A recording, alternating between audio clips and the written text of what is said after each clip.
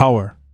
It's the invisible currency behind every move, every motive, and every interaction, whether we see it or not.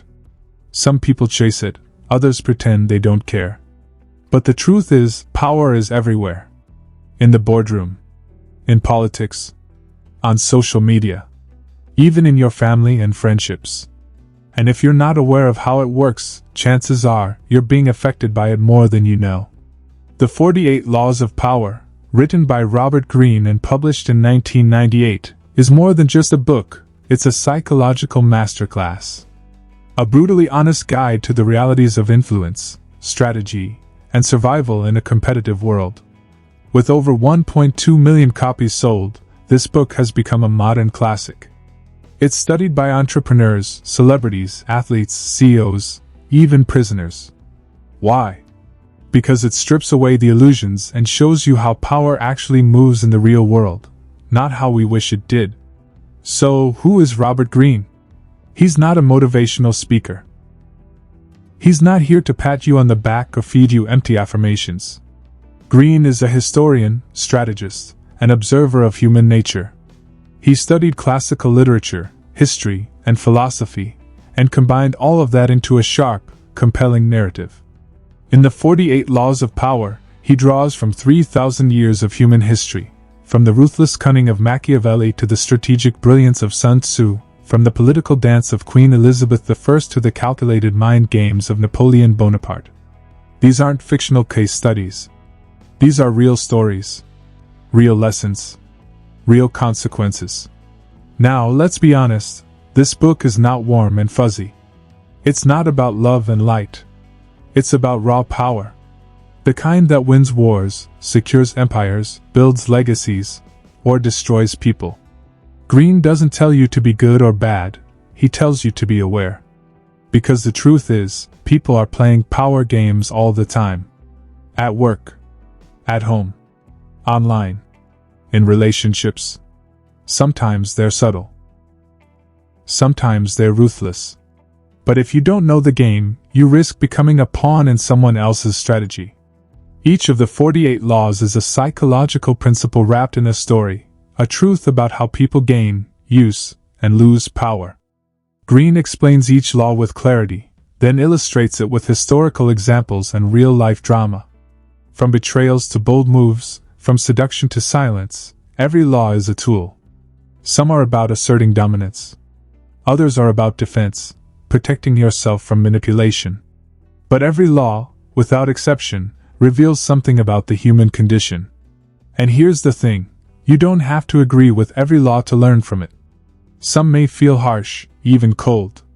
But understanding them will make you sharper, smarter, more strategic. It's like turning the lights on in a dark room. You don't have to use every move, but you'll want to recognize when someone else is using it on you. Why does this book still matter today? Because the world moves fast, but human nature hasn't changed. Whether you're building a business, navigating corporate politics, growing your online presence, or even managing friendships, power is always in the background. Understanding it gives you options, leverage, control, and most importantly, freedom. This audiobook-style summary is designed to walk you through each law one by one, in a way that's clear, immersive, and easy to follow. No fluff. So if you're ready to learn the unspoken rules of power, how to master it, how to defend against it, and how to stop being blindsided by it, then this series is for you. Whether you want to lead, build, protect, or outmaneuver, the 48 laws are tools you can't afford to ignore. And once you hear the first law, trust me, there's no turning back. Let's dive into Law 1, never outshine the master. Let's open the doors to the grand chamber of power, the place where ambition and ego collide. The very first law in the 48 laws of power isn't just about strategy, it's about survival. It's the foundation of how power works in relationships, in politics, in business, and even in our personal lives. And the warning is simple but deadly, never outshine the master. Why? Because the people above you, the boss, the mentor, the leader, the decision maker, may hold your future in their hands, but they're also human. That means they come with fears, pride, vanity, and insecurity. And the moment you make them feel small, even if it's unintentional, you become a threat. And threats don't get promoted. They don't get protected. They get eliminated. Now, here is the psychology behind the law. This law isn't just a tip, it's rooted in how the human ego operates. Most people in positions of power are constantly scanning their environment. Not just for problems, but for rivals. They look at the people beneath them and ask, could this person replace me? Outperform me? Outshine me? Even when your intention is pure, if your actions cast a shadow over your superior's self-image, they'll start to resent you. They might not even realize it consciously.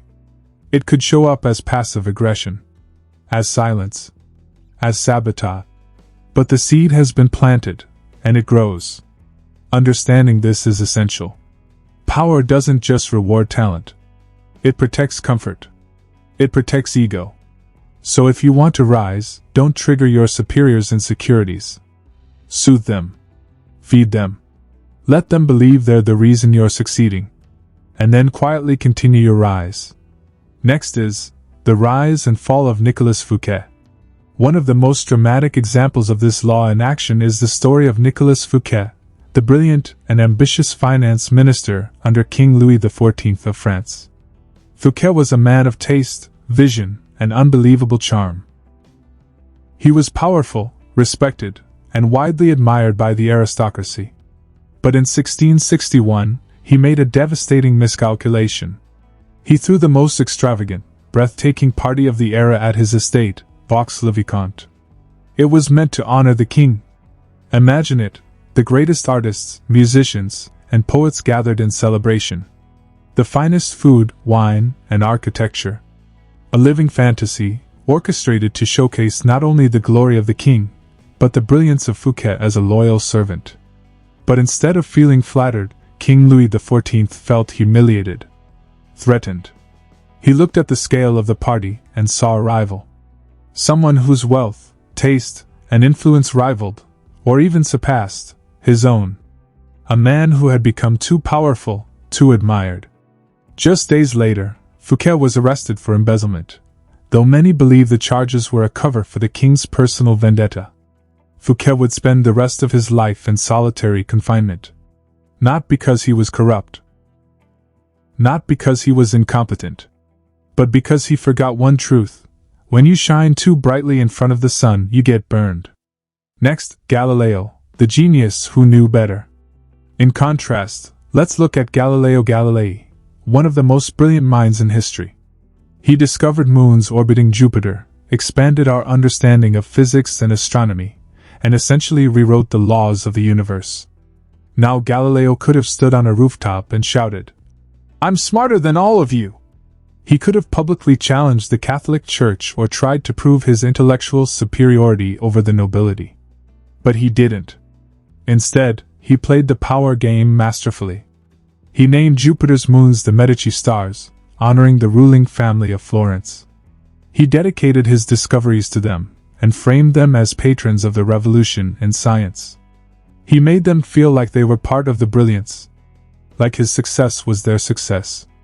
In return, they protected him, funded him, supported him, and allowed him to push forward ideas that would have gotten most men executed.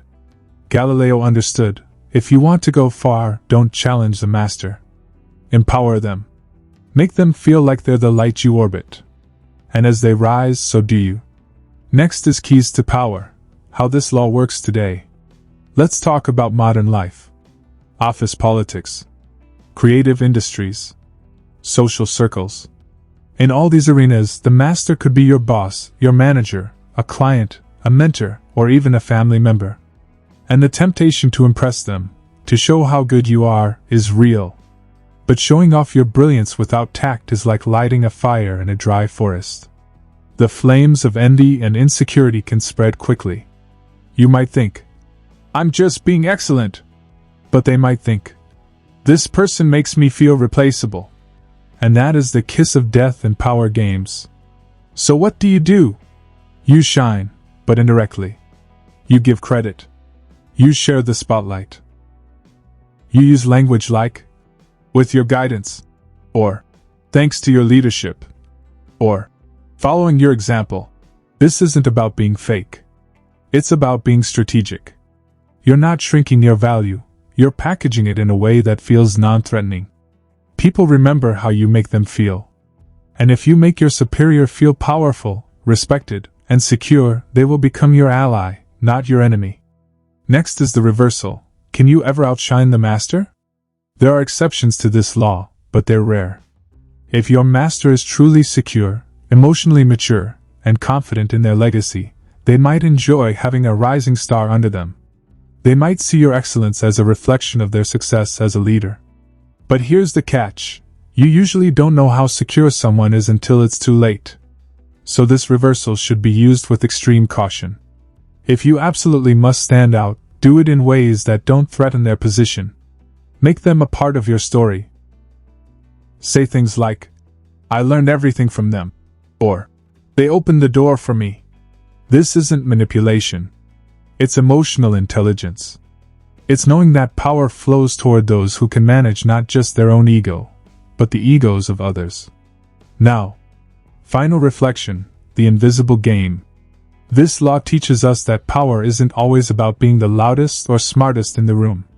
Sometimes, real power comes from knowing when not to speak, when to let others feel like the hero, when to make someone else feel like they're the source of your success, so they protect you instead of compete with you. Because the truth is, life is not a meritocracy. It's a web of perception, pride, and position. And if you want to move through it like a master, you need to understand this invisible game. Never outshine the master. Not because you're weak, but because you're wise. Because you know that power is earned not just through brilliance, but through balance, timing, and empathy. So let the master shine. Let them feel seen, respected, and above all, safe. And when the moment is right, you rise. Now, dive into Law 2. Never put too much trust in friends. Learn how to use enemies. Friendship, loyalty, trust. These are the values we're taught to hold sacred, especially when navigating life, business, or leadership. But power plays by a different set of rules. And this law delivers a wake-up call to anyone who thinks loyalty always equals security. Never put too much trust in friends. Learn how to use enemies. Now, that may sound harsh, even cold. But Robert Greene isn't saying friendships are bad. He's saying that when it comes to power, trust can be dangerous if it's given blindly. Especially when it's based on comfort, not competence. Especially when it clouds judgment. Let's explore why. Next is, friends can turn, and often do. Here's a truth most people don't want to face. Friends can betray you faster than enemies. Why? Because friends expect things. Special treatment, protection, unconditional loyalty. And when you rise and they don't, that gap in status can turn affection into envy. When you give a friend a position of power or favor, not because they earned it, but because of your bond, you take a risk. They may feel entitled. They may slack. Or worse, they may undermine you to prove they can stand on their own. We've seen it play out 1,000 times. Two close friends start a business. One becomes the face, the visionary. The other quietly resents the imbalance. Trust turns into tension, and the friendship becomes a liability. Now compare that to an enemy. An enemy has something to prove. If you bring them into your circle, if you offer them an opportunity, they'll work twice as hard to show their loyalty, to flip the narrative. And because they were once a threat, they understand the power of appearances, and they often go out of their way to prove their transformation. Enemies can become your fiercest allies, if you handle them right. Mantelpiece clock. Next is Michael III and Basilius, a lesson from Byzantium. Let's look at a historical example that illustrates this law with brutal clarity. In the 9th century, Michael III was emperor of the Byzantine Empire. He had a friend, Basilius, who started off as a stable boy but quickly rose through the ranks thanks to Michael's generosity. The two became inseparable. Michael showered him with gifts, status, and trust. Eventually, Basilius became co-emperor. a friend elevated to unimaginable heights. But that wasn't enough. Within a year, Basilius had Michael murdered and took the throne for himself. Why? Because friendship didn't create loyalty. It created entitlement. And when ambition mixed with power, the bond meant nothing. Michael trusted a friend. And it cost him everything. Next is, enemies make strategic allies. Now let's flip the script. Abraham Lincoln, one of history's most revered leaders, did something radical when he took office. He filled his cabinet with men who had been his political opponents. People who had insulted him, challenged him, even tried to ruin his chances of winning the presidency. Why? Because he understood something powerful. Enemies are honest. They tell you what they really think. They challenge you. They sharpen you. And when you win them over, they become loyal in ways friends sometimes can't. Lincoln called it a team of rivals. And that team became one of the most effective cabinets in American history, because it wasn't built on comfort. It was built on respect, competence, and shared purpose. This is what Robert Greene means by learn how to use enemies. It's not about manipulation. It's about evolution, taking someone who once opposed you and transforming them into an asset. Next, why this law still matters today. In today's world, offices, politics, content creation, leadership, even everyday relationships, this law shows up constantly. Have you ever given a friend a job or role because you wanted to help them out, and they ended up dropping the ball? Or worse, taking advantage of you? Have you ever had someone who didn't like you suddenly become an ally after you extended respect or opportunity? That's this law in action. When you surround yourself only with people who like you, you risk building an echo chamber. But when you bring in those who once challenged you, you gain perspective, strength, balance. Enemies won't flatter you. They won't expect favors. But when you convert them, their loyalty is often deeper, because it's earned, not given. Next is the reversal, when you can trust friends. There are friends who prove themselves over time. Friends who are deeply loyal, grounded, and not threatened by your success. You don't have to abandon them. But the key is this: don't trust blindly. Trust based on history or emotion alone is risky.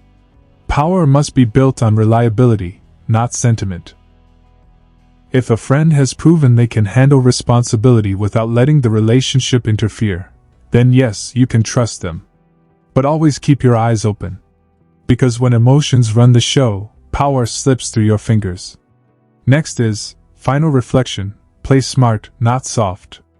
This law isn't about being cold-hearted. It's about being aware. Aware that trust, in the wrong hands, can destroy everything you've built.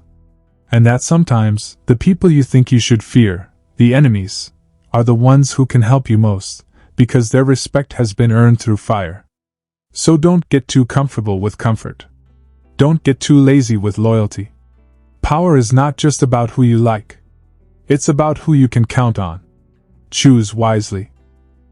Alright, let's reshape Law 3. Conceal your intentions into a smoother. You ever notice how the people who talk the least always seem to hold the most power in the room? There's something about the quiet ones. The unreadable ones. The ones who never quite let you in on what they're thinking. They make you curious. Uncomfortable. They hold their cards close to the chest, and that makes you pay attention. That's what Law 3 of the 48 Laws of Power is all about: concealing your intentions. Robert Greene doesn't just suggest secrecy, he elevates it to an art form. Because the moment someone knows your true goals, they can use that knowledge against you. They can block you, beat you to the finish line, even ruin your reputation before you've had the chance to rise. So the game is this: never let them see your endgame.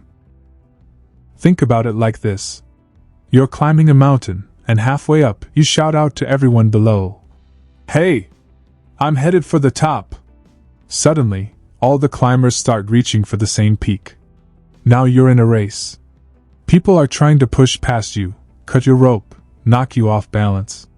But what if you kept your eyes forward and your mouth shut?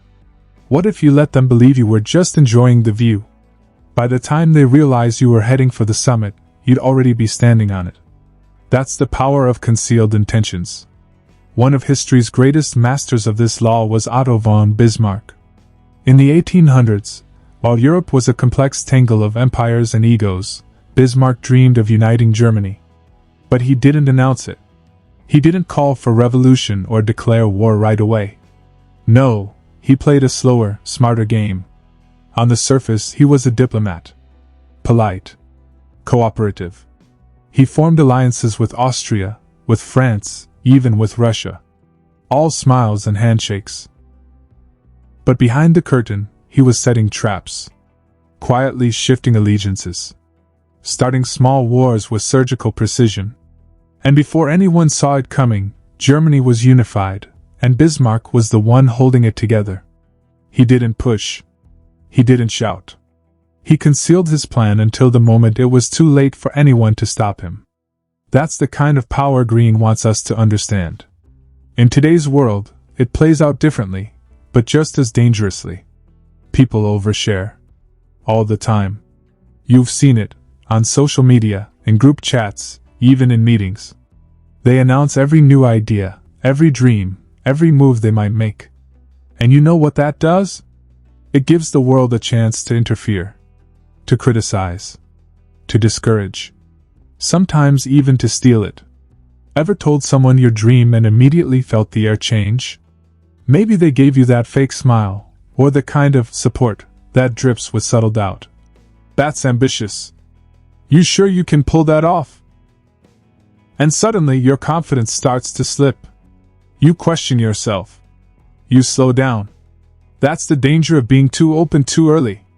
Not because people are evil, but because power makes people uncomfortable.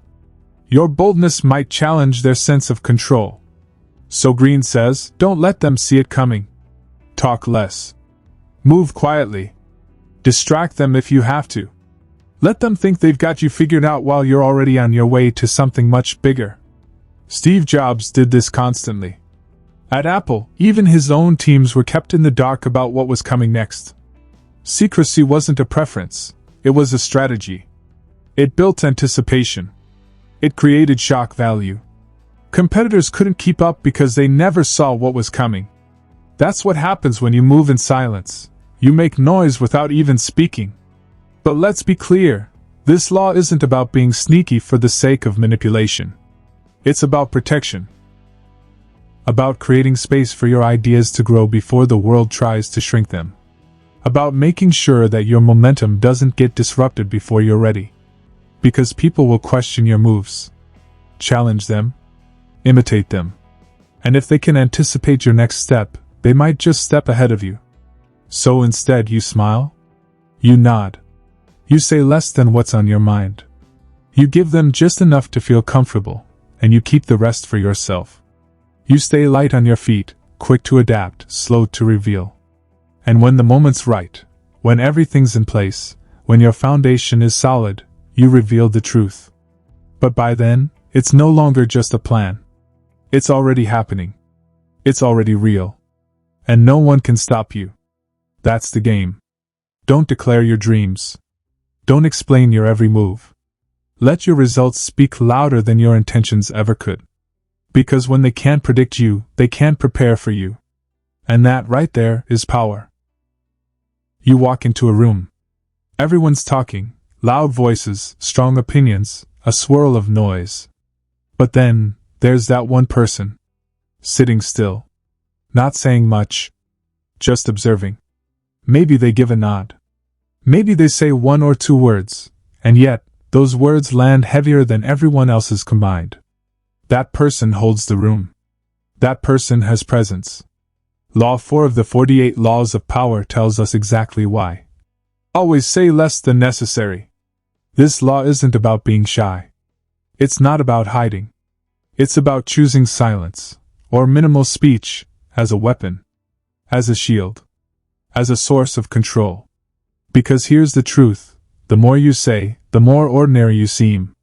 The more words you throw into the world, the more chances you give others to misunderstand you, twist your meaning, or expose your weaknesses. But when you speak less, people start leaning in. They start wondering. Guessing. Projecting. And now, You have the upper hand. Robert Greene lays it out plainly: power thrives in mystery. Think back to the kings and emperors of old. They never rambled. Every word they spoke was measured, intentional, heavy with meaning. They didn't just speak to communicate, they spoke to command.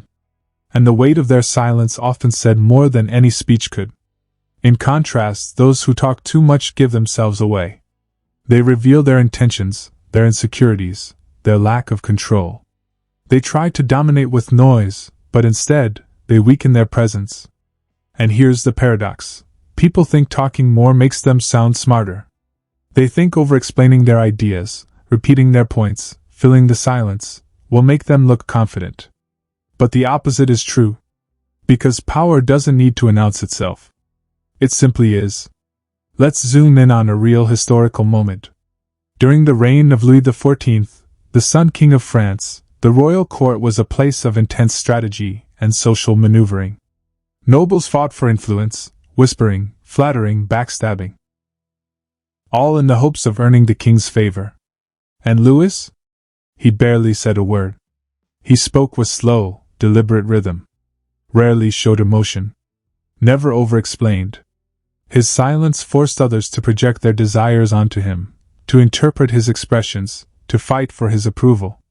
By saying less, he made himself more powerful. He became a mirror. Others saw in him what they wanted to see. Greene warns us, if you speak less, you remain in control. If you speak more, you give that control away. And you've felt this, haven't you? Maybe during an argument. You said something in the heat of the moment, and the words kept coming. One after another, trying to explain, to defend, to win. But the more you spoke, the more ground you lost. And maybe the person who said nothing walked away with all the power. That's what this law protects you from. It gives you space. It gives you control. It allows your presence to expand without the need for volume. Now, there's a fine art to this. Saying less doesn't mean being cold. It doesn't mean shutting down or being difficult to talk to. It means choosing your words with care. Speaking with intention. Knowing when silence will say more than speech ever could. In business negotiations, this is gold. Imagine you're sitting across from someone who's trying to push their agenda, selling hard, over-explaining. But you stay still. You let them talk. You let them show their cards. And when it's your turn, you say just enough, nothing more. You don't overplay your hand. You don't rush to fill the silence. And in that quiet, you build suspense. You build control. You keep your leverage. Even in personal relationships, this law has weight. Because when someone says something that hurts or challenges you, the instinct is to react. To defend. To go into a spiral of explanations. But imagine if you just paused. Held eye contact. Chose your response carefully, or maybe didn't respond at all. That silence? That control? It speaks volumes. People start to think twice before they challenge you.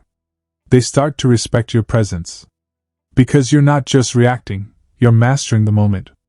There's a beautiful quote, often misattributed to Lincoln, that says, "Better to remain silent and be thought a fool than to speak and to remove all doubt." And while Greene isn't telling us to stay silent forever, he's reminding us of the power of restraint. The power of presence. The power of mystery. So the next time you feel the urge to over-explain, to prove your point, to fill the silence with noise, don't. Let the silence stretch. Let your words be few, but sharp. And remember, when you say less, every word you do say carries more weight. Speak only when it improves the silence. Because silence, in the hands of someone who knows their worth, isn't empty. It's electric. It's strategy. It's power. Alright, let's sink into the intensity of Law 5. So much depends on reputation. Guard it with your life. A law that hits deep in both the ancient corridors of power and the digital battlegrounds of today.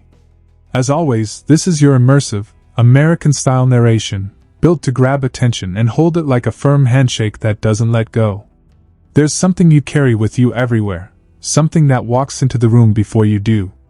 Something that speaks louder than your words, holds more weight than your resume, and can make or break you in an instant. It's your reputation. According to Robert Greene, reputation is not just important, it's everything. And that's why Law 5 drives this home with blunt clarity. So much depends on reputation. Guard it with your life. Reputation is like a brand, but one that lives and breathes in the minds of others. It's how people perceive you. It's what they whisper when you're not in the room. It's the lens through which every word you speak and every action you take is filtered. And here's the twist, it doesn't even have to be based on truth. In the world of power, perception often becomes reality. You could be skilled, honest, intelligent, but if people perceive you as weak, lazy, or reckless, then that perception defines your influence. It shapes your opportunities. It even invites attack. Greene explains that your reputation is like a fortress. Once built strong, it can protect you in times of uncertainty. People hesitate to mess with someone who carries a name that commands respect. They tread carefully around someone whose reputation speaks louder than their presence. Think of historical figures like Julius Caesar, who was so feared and respected that even his enemies walked on eggshells. Or Napoleon, whose name alone stirred armies into submission. Their reputations gave them power beyond their physical reach. But here's the catch, reputations are fragile. They take years to build and seconds to destroy. One misstep, one careless moment, one bad headline, and suddenly, everything you've built starts to shake. Especially today, in a world of screenshots, viral videos, and instant judgment, your reputation can be shaped or shattered before you've even had a chance to explain yourself. That's why Greene warns, protect it at all costs. Don't wait for an attack. Be proactive. Be aware of how you're being perceived, and steer the narrative before someone else writes it for you. There's a story in the book that captures this beautifully. It's about Gratian, the 17th century Jesuit priest and master of strategy. He believed that a good reputation was like armor. It could deflect the arrows of gossip, jealousy, and betrayal. But he also knew that reputations didn't guard themselves. They had to be watched, tended, polished constantly. Greene says you need to build your reputation early, and once it's strong, use it like a weapon. Let it work for you. Let it open doors. Let it warn people that you're not someone to be taken lightly. But what if your reputation's already been attacked? What if people have misjudged you or spread lies? Greene has a tactic for that too, strike back with subtlety. Don't just defend yourself, flip the script. Reclaim your narrative by performing in ways that directly contradict the rumors. Let your results speak louder than accusations. Over time, consistency crushes falsehoods. And if you spot someone trying to destroy your name, don't ignore it. Confront it, but strategically. Sometimes, the best move is to publicly outshine them. Other times, it's to undermine them quietly from behind the scenes. There's power in how you carry your name. Power in how you react, or don't react, to what people say. And once your reputation becomes untouchable, it becomes your shield. Your silent bodyguard. Your brand of strength. In the business world, look at someone like Warren Buffett. His reputation for honesty and integrity is so solid that entire markets react to his words. People invest based on his name alone. That's the power Greene is talking about. So, what does this mean for you? It means every post, every message, every room you enter is an opportunity to build your name, or risk it. It means your actions, even the smallest ones, are writing a story in people's minds. Don't let that story be written by accident. Own it. Shape it.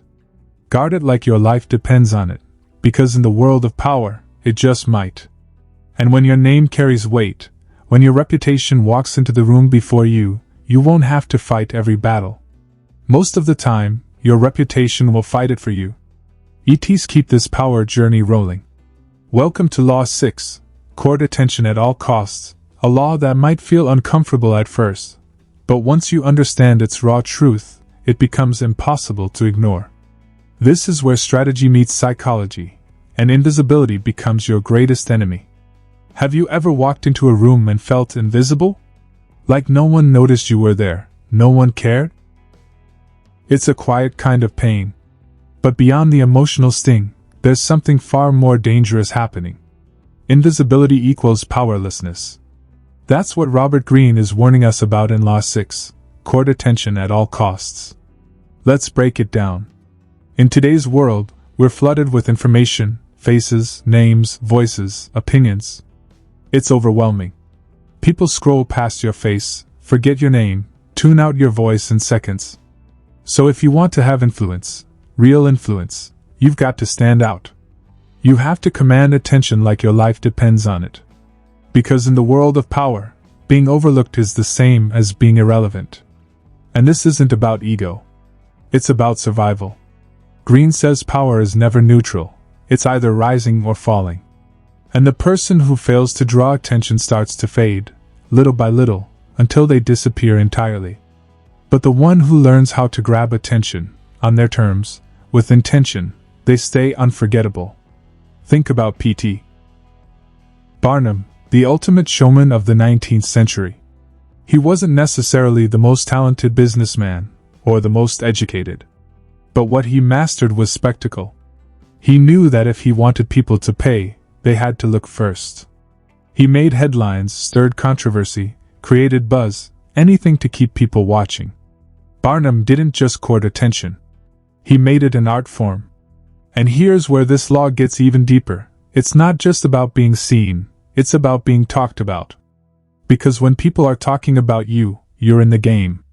Even if some of it's criticism, even if some of it's envy, it means your name is alive in their minds. And from there, you can influence the narrative. Greene points out something crucial. Being disliked is better than being ignored. Yes, it sounds harsh. But it's true. Think of modern icons: Elon Musk, Kim Kardashian, Kanye West. Love them or hate them, they are never ignored. And because of that, they control massive influence. They're in headlines, conversations, memes. They're in the minds of millions. Power doesn't ask for approval. It asks for presence. So how do you court attention without becoming desperate or fake? You become strategically visible. That means knowing your strengths and putting them on display. It means learning how to tell your story in a way that sparks curiosity. It means dressing with presence, speaking with rhythm, moving with certainty. It means doing things that set you apart, even if they feel risky. Greene warns us against the trap of blending in. Because when you're too safe, too agreeable, too quiet, you become invisible. And invisible people get walked over, forgotten, replaced. But when you learn to play with attention, to court it, not chase it, you rise. You become memorable. You become someone people talk about when you leave the room. You don't have to be the loudest or the flashiest, but you do have to be unforgettable. Here's something powerful to think about. Your image is a weapon. Your presence is a message. And if you don't craft both intentionally, someone else will do it for you. So ask yourself, what makes you unique? What makes people turn their heads when you enter a space? What story are you telling before you even open your mouth? Find those things. Highlight them. Amplify them. And when the spotlight hits, don't shrink. Own it. Because in the world of power, those who remain unseen are eventually undone. Let's move deeper into the game of strategy and influence with Law 7. Get others to do the work for you, but always take the credit. This one hits like a chess move you didn't see coming, clever, subtle, and deadly effective. It's not about laziness. It's about leverage. You've heard the phrase, work smarter, not harder. But what if power means you don't have to work at all? At least not directly. Law 7 is all about using the energy, intelligence, and labor of others to advance your goals. Not in a manipulative, evil genius kind of way, but with strategy. With elegance. With an understanding of how influence actually works. Because here's the truth, your time is limited. Your energy is finite. But the ambition of power? That has no ceiling. So if you want to move big, you can't do everything yourself. You've got to harness the work of others, and then, skillfully, position yourself as the final face of success. Sounds harsh? Let's break it down. Throughout history, the most powerful people have rarely been the ones doing the grinding. Kings didn't build castles with their own hands. CEOs don't write every line of code. Military leaders don't march into battle alone. But they get the glory. They get the credit. Because they've mastered the art of directing energy, not necessarily producing it. Robert Greene shares stories from the past that bring this law into sharp focus. Take Thomas Edison, for example. The man is remembered as one of the greatest inventors of all time. The light bulb, the phonograph, motion pictures. But here's what many people don't know: Edison didn't invent many of those things alone, or at all. He had a team. A think tank of engineers, tinkerers, and scientists working behind the scenes, experimenting, building, refining. Edison was the visionary, yes, but he also knew how to brand himself as the genius. He understood that the world remembers the name on the front of the idea, not always the hands behind it. That's Law 7 in motion. It's not about stealing, it's about orchestrating. It's about creating a system where you direct the symphony, and let others play the instruments. This law plays out in business, too. Think of modern moguls like Steve Jobs. He wasn't the one soldering circuits or coding the iPhone software. But what he did was frame the vision. He spoke with such clarity, such power, that the world attributed Apple's genius to him. Rightfully or not, he embodied the brand. So what does this mean for you? It means if you're trying to climb, trying to build something lasting, you must learn to delegate, outsource, collaborate, but always keep your name at the front of the result. You bring people in for their brilliance. You encourage their input. But you make sure the credit, the attention, the influence flows back to you. This is how power moves. Now, there's a dark side to this, and Greene doesn't ignore it. People may resent you if they feel exploited. So you have to be charming, respectful, and strategic. You give people enough credit to keep them engaged, but you keep the spotlight on yourself. And in some cases, when someone else's work is so strong it threatens to overshadow you, Greene advises caution.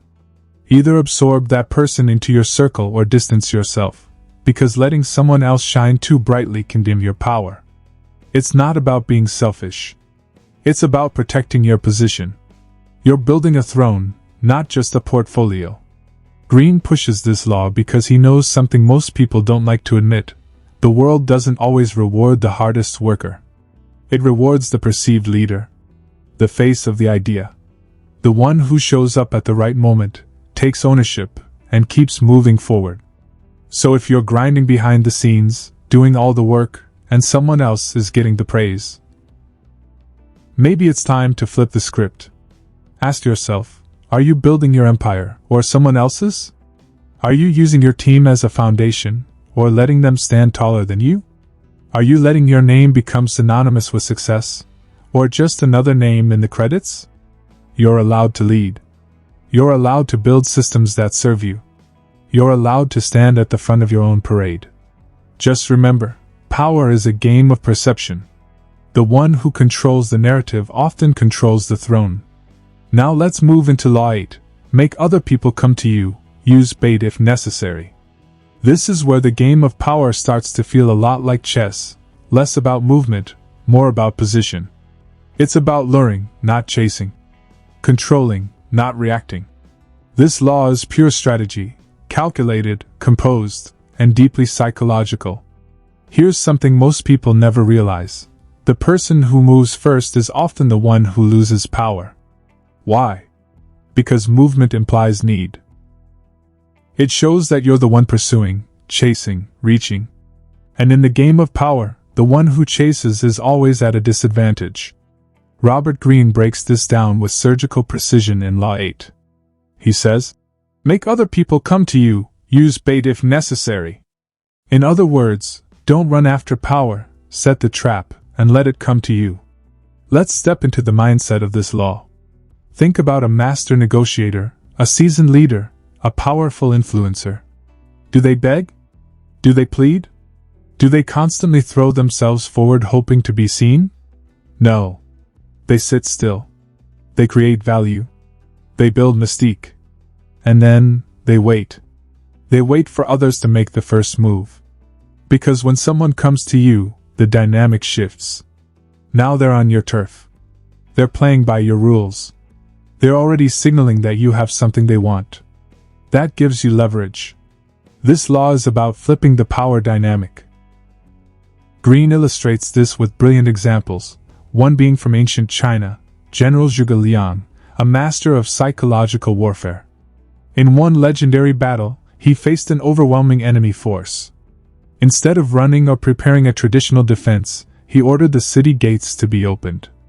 His soldiers were hidden. He calmly sat above the gates playing his lute, appearing unconcerned. The enemy commander was so unnerved by the calmness, so suspicious of a trap, that he turned back and retreated. Zhuge Liang had done nothing but sit still. But by doing so, he controlled the entire battlefield. His composure, his silence, his stillness, were the bait. This is how power works. When you move too fast, when you over-explain, over-pursue, overcompensate, you leak power. But when you sit tight, create value, and remain silent, you make people wonder. You make them approach you. And now they're in your territory. In today's world, this applies more than ever. In business, don't chase clients. Position your offer in a way that they feel the need to come to you. In relationships, don't beg for attention. Become the one they're drawn to. In negotiations, don't spill all your cards. Wait. Let silence build tension. Make your value so clear that people have to lean in first. Now, Greene adds something else to this law: use bait if necessary. What does that mean? It means you create small openings. You drop a hint. You put out just enough to provoke curiosity. You post something that sparks intrigue. You ask a question that invites pursuit. But never reveal the whole hand. Keep something back. Keep the air of mystery. Make people want more. Bait isn't about trickery, it's about strategy. It's about knowing what others want, and placing it just within reach, but not giving it away until the moment is right. When they reach for it, you're in control.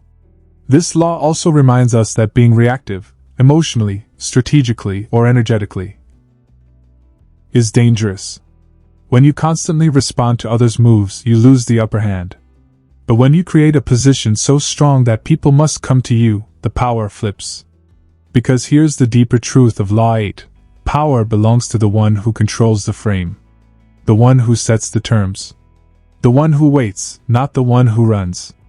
So take a moment and think, where in your life are you chasing too much? Where could you instead sit back, build your value, plant the bait, and let them come to you? Stillness isn't weakness. Silence isn't surrender. Sometimes the most powerful move is no move at all. Welcome to Law 9. Win through your actions, never through argument. This one goes straight to the heart of how influence really works. You might think convincing others with logic, facts, and passionate debate wins respect, but Greene wants you to understand something deeper. Power is not earned through words, it's earned through results. Let's be honest, we've all been there. In an argument with a coworker, a partner, a friend. You know you're right. You've got all the facts lined up. You're speaking clearly. They're just not getting it. So you dig in, trying to explain harder. Trying to win. But instead of getting your point across, what happens? The other person gets defensive. Emotions flare. The logic gets lost. And even if you win the argument, you lose something bigger: influence. That's the danger Robert Greene is warning us about in Law 9. Because here's the hard truth: no one likes to be told they're wrong. When you try to win with words, you risk inflaming pride, ego, resentment. Even if you're right, the other person walks away feeling humiliated, not enlightened. And in the world of power, hurt pride is a dangerous enemy. Greene teaches that power isn't about proving you're smarter. It's about getting the result you want, without resistance. And the most effective way to do that? Don't argue. Act. Show, don't tell. Demonstrate your point through your behavior, your choices, your outcomes. Let the results do the talking. When people see that you're right, they can't deny it. There's no argument to be had. One of the classic examples Greene shares is the story of Galileo. Now, Galileo was a genius. He could have spent his life trying to convince kings and the Catholic Church that his theories about the planets were correct. But he didn't argue. Instead, he aligned himself with the Medici family, the most powerful rulers in Italy. He named the moons of Jupiter after them, the Medici stars, and publicly tied his discoveries to their prestige. Suddenly, the Medici had a reason to support Galileo. His science became their glory. He won influence, protection, and fame, not by debating, but by using action to build alignment. That's strategy. Let's apply it to real life. You're in a work meeting. Someone shoots down your idea. Don't argue. Go out, make a prototype, show the results. Let the success speak for itself. You're in a relationship, trying to explain how you feel. The other person doesn't understand. Instead of arguing over words, change your actions. Let your consistency, your tone, your respect show them what you mean. Because the people who truly hold power are the ones who can stay calm when others get loud, and simply deliver. There's also another layer to this law. Arguments breed resistance. When you attack someone's idea head-on, you trigger their defenses. Now, they're not listening, they're fighting back. But when you act, and the truth is in the result, they have to come to their own realization. And that is far more powerful than you telling them outright. It's like planting a seed instead of throwing a brick. Now, let's be clear, Greene isn't saying never speak up. He's saying don't rely on words alone to gain power. Words can be twisted, forgotten, ignored. But results? They hit different. They're real. They stick. So what does this mean for you? It means next time someone challenges your authority, your idea, your position, don't argue back. Don't waste your energy trying to convince them. Use that energy to prove them wrong, without saying a word. Let your actions do the work. Let your outcomes carry the weight. Because in the end, the quiet success speaks louder than the loudest voice. And power? Power follows those who walk the talk. Let's move into Law 10, Infection. Avoid the unhappy and unlucky, one of the more emotionally charged laws in the 48 Laws of Power. At first glance, it might sound cold. Harsh even. But what Robert Greene uncovers in this chapter is one of the most important truths about influence, mindset, and the invisible forces that shape our destiny. People's emotional states are contagious. And not everyone deserves a seat in your life. Here's the thing, you can have the best mindset, the biggest goals, and the sharpest skills. But if you're constantly surrounded by people who are negative, chaotic, or filled with self-sabotaging patterns, it's only a matter of time before their energy starts to infect yours. Greene calls this emotional infection. Just like a physical virus, a toxic person's outlook can latch onto you quietly and pull you down without you even realizing it. Think about it. Have you ever spent time with someone who's constantly complaining? Always stuck in drama? Always seeing themselves as a victim of life? You walk away from those interactions feeling drained, heavy, maybe even a little hopeless yourself. That's not an accident. That's emotional contagion.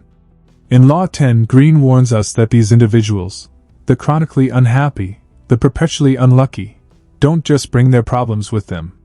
They pull others into their orbit of dysfunction. And often, it's not intentional. It's not like these people wake up and say, "I'm going to drag someone down today." But their worldview is so poisoned, their sense of helplessness so ingrained, that being around them puts your own clarity and power at risk. One historical example Greene highlights is Lola Montez, a 19th century dancer and courtesan whose beauty and charm won her the favor of kings, but who left a trail of destruction everywhere she went. Her most infamous connection was with King Ludwig I of Bavaria. He fell under her spell, elevated her to power, and watched his kingdom fall apart as she stirred scandal after scandal. His court turned against him. The people revolted. And eventually he lost his throne. All because he got too close to someone whose chaos infected everything around her. Now, this doesn't mean you should never help people. Greene isn't telling you to be heartless. What he's saying is this: be aware of who you're aligning yourself with. Some people are in a rough season and trying to grow. Others are in a toxic cycle and have no desire to change. And if you tether yourself to someone who refuses to evolve, someone who feeds off misfortune or dysfunction, you will sink with them. Their pain becomes your problem. Their failures become your reputation. Their drama becomes your daily life. And the worst part? Often, the more you try to save them, the more they pull you in. Because your energy becomes their lifeline. And before you know it, your goals, your peace, your power, it's all bleeding out in an effort to fix someone who doesn't want to be fixed. So what's the move?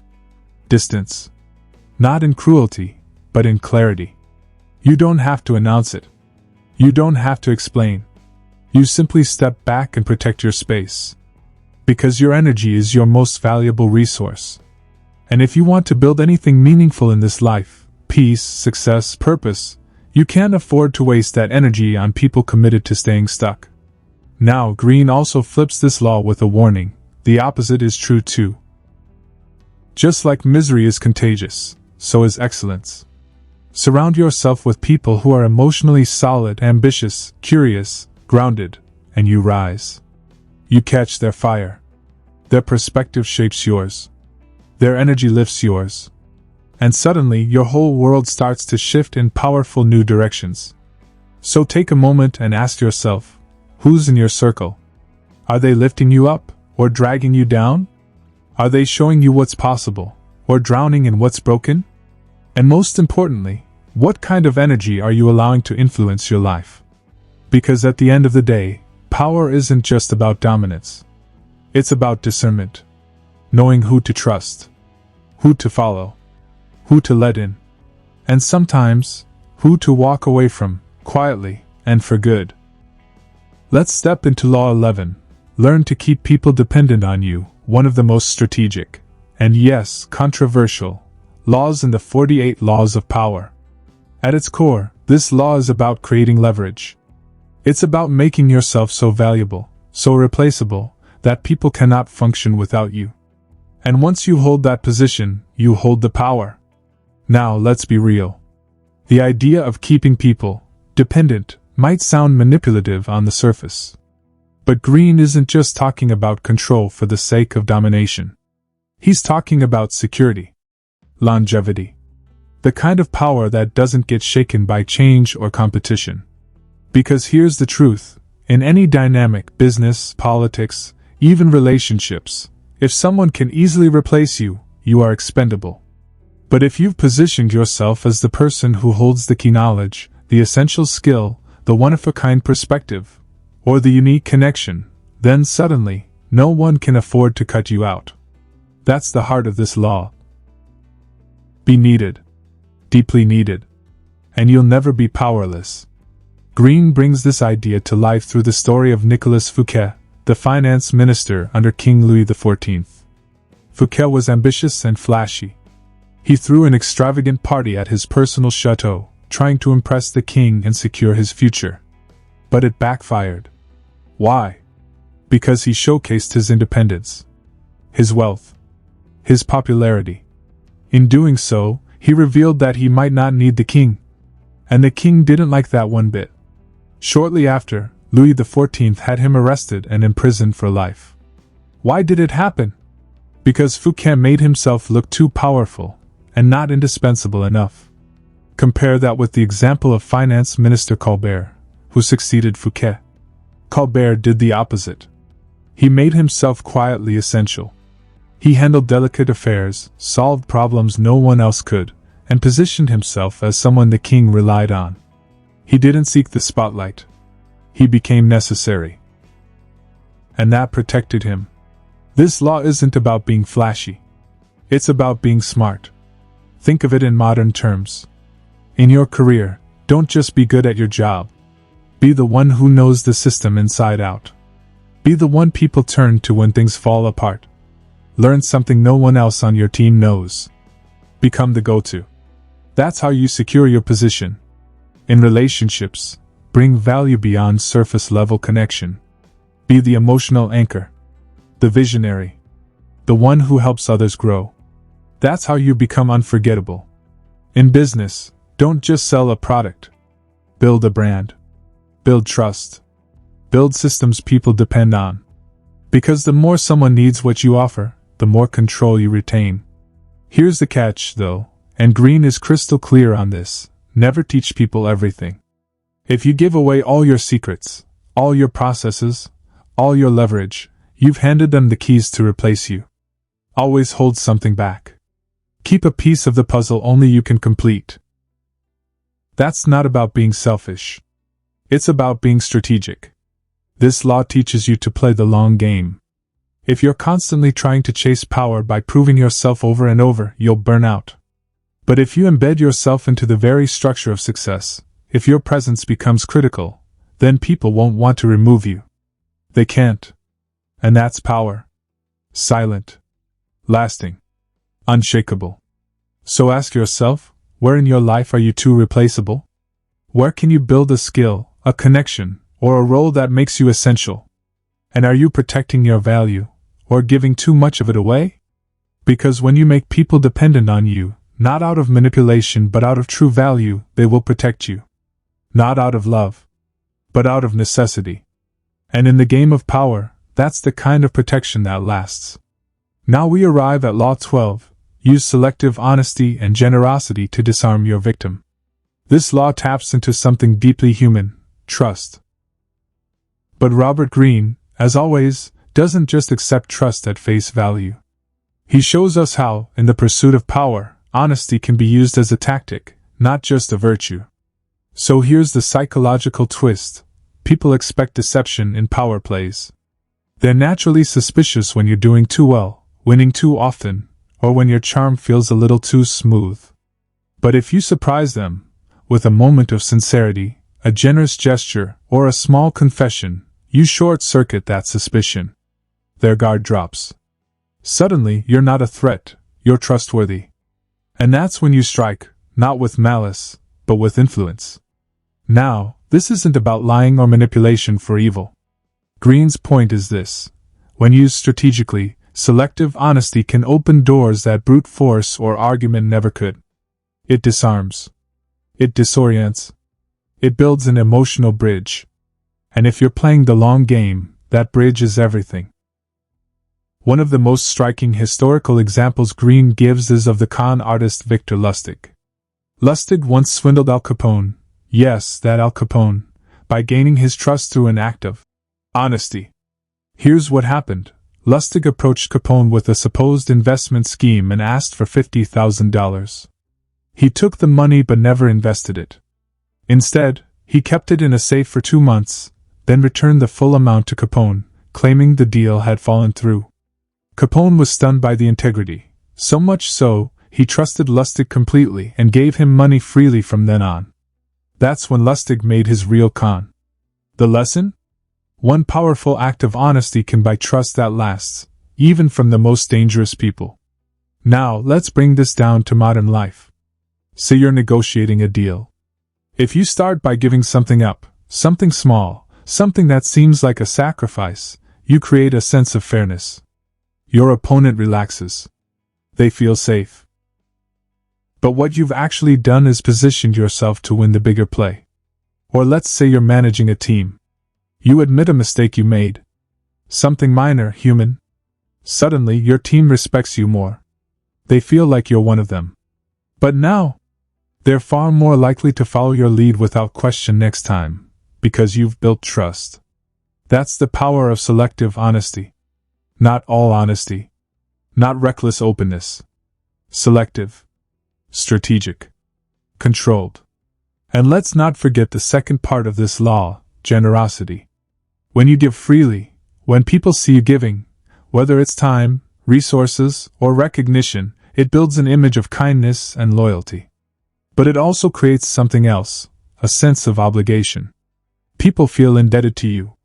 And that can be leveraged later, when you need their support, cooperation, or silence.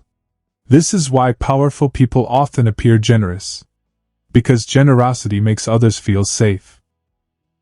And when people feel safe, they follow you more easily, trust you more deeply, and question you far less. It's not about being fake, it's about understanding how people work. People don't respond to pure logic. They respond to emotion, to perception. And a well-timed act of honesty or generosity can pierce through cynicism, skepticism, and even hostility, faster than any argument ever could. But Greene offers a warning: don't overdo it. If you're always honest, always generous, people will take advantage, or worse, grow suspicious again. The power lies in timing, in surprise, in calculated vulnerability. So ask yourself, where can a small truth shift the balance of trust in your favor? Where could one unexpected act of giving disarm someone who sees you as a rival? And are you using honesty as a tool, or leaving it as a trait? Because in the world of power, the truth is a weapon, when used at the right moment. Now we move into Law 13. When asking for help, appeal to people's self-interest, never to their mercy or gratitude, one of the most eye-opening laws in the 48 Laws of Power. It shifts the way we think about persuasion, generosity, and influence, because the truth is, people are not moved by your need. They are moved by what they get in return. This law is about understanding human motivation at its core. Robert Greene is blunt here: if you want support, backing, or cooperation, never assume people will help you just because you've been kind in the past or because you're in a tough situation. That kind of thinking is emotional. It's naive. Most people don't operate out of gratitude or sympathy. They operate out of self-interest. What's in it for them? How does your success benefit them? What value do they get from helping you? If you miss this, and appeal to their mercy instead of their motives, you lose power. Greene gives us a powerful historical example through Michelangelo. When Pope Julius II wanted the artist to paint the ceiling of the Sistine Chapel, Michelangelo wasn't interested.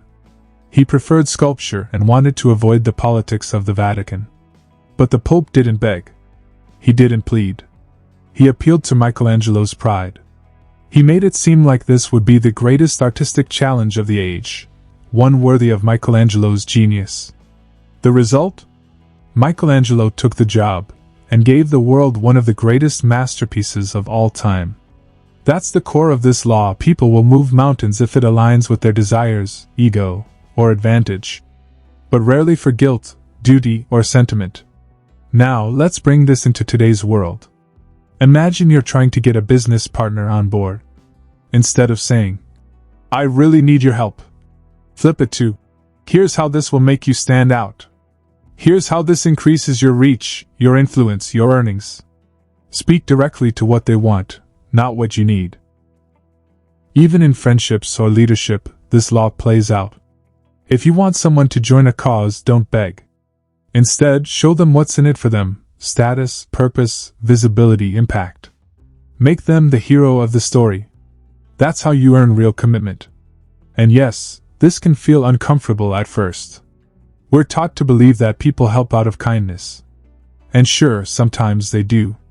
But when it comes to power, the people who get ahead are the ones who speak in the language others actually listen to: self-interest. Greene warns us not to rely on emotional appeals. Think about the friend who's always asking for favors with phrases like, "You owe me," or "I'd do it for you." That wears thin. People get tired of being guilt-tripped. But when you frame it like a win-win, when you speak to what benefits them, the answer shifts from obligation to enthusiasm. So how do you apply this law? Start by stepping into their shoes. Ask yourself, what does this person care about? What are they working toward? What do they fear missing out on? Then position your ask as the solution to that. Make it seem like helping you is not a favor, it's an opportunity for them. Because when you connect your goals to someone else's self-interest, you're no longer chasing them. They start coming toward you. And that right there is the essence of power. Let's continue with Law 14. Pose as a friend, work as a spy, one of the most quietly dangerous and powerful strategies in the 48 Laws of Power. This law isn't about betrayal, it's about gaining knowledge, the kind that gives you a silent advantage. It teaches us how to read between the lines, how to extract information without ever asking directly, and how to let others reveal themselves, often without even realizing it. Robert Greene lays it out clearly: information is power. The more you know about your opponents, your allies, your rivals, even your friends, the better you can predict their moves, control outcomes, and protect yourself from being blindsided. But you can't always just ask people what they're thinking, what their weaknesses are, or what they're planning. If you do, they'll guard themselves. That's where this law steps in. The key is to mask your intentions by appearing friendly, curious, or even vulnerable. Greene advises us to blend in, build rapport, and let others do the talking. People love to talk about themselves. They love to feel understood. And if you create that space, they will hand you the very information that can later be used to your advantage. Take the story of Charles Maurice de Talleyrand, one of the shrewdest diplomats in French history.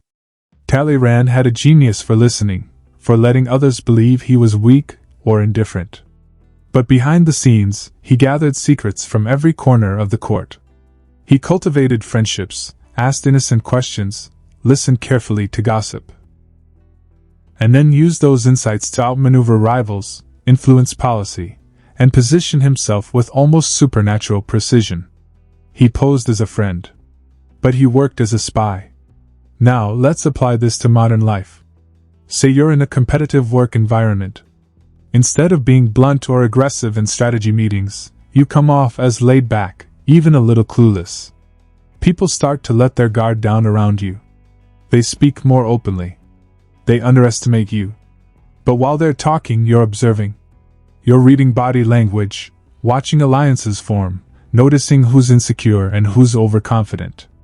By the time things get serious, you know exactly where to strike, or how to avoid being struck. Or maybe you're in a negotiation. The other party is tight-lipped, playing hardball. Instead of pushing, you lean back and make them feel safe. You casually mention a story that invites them to share something personal or strategic. And without realizing it, they reveal their priorities, their limits, or their weak spots. Suddenly, the negotiation tilts in your favor, not because you were loud, but because you were quiet. Greene also warns us to watch for people using this law on us. The best spies aren't obvious. They come as friends. They show interest. They act harmless. But they're collecting, listening, studying. So you must always be mindful. What are you revealing? And to whom? This law is about subtlety, about being underestimated, about turning conversations into tools. And it's one of the most powerful ways to play the long game, because with enough knowledge, you don't need to fight for power. You simply step into it when the moment's right. So ask yourself, where in your life could listening give you more leverage than speaking? Who around you might be revealing more than they realize? And how can you learn what others don't even know they're telling you? Because the quietest person in the room, the one who's smiling, nodding, asking simple questions, might just be the one collecting all the power. Now we step into Law 15, crush your enemy totally, a law that might sound harsh at first, but beneath its aggressive tone lies a fundamental truth about power, survival, and strategy. Robert Greene isn't encouraging cruelty for the sake of it. He's showing us what happens when we leave threats half dealt with. Because in the world of power, mercy can sometimes be more dangerous than ruthlessness. So, what does it really mean to crush your enemy totally?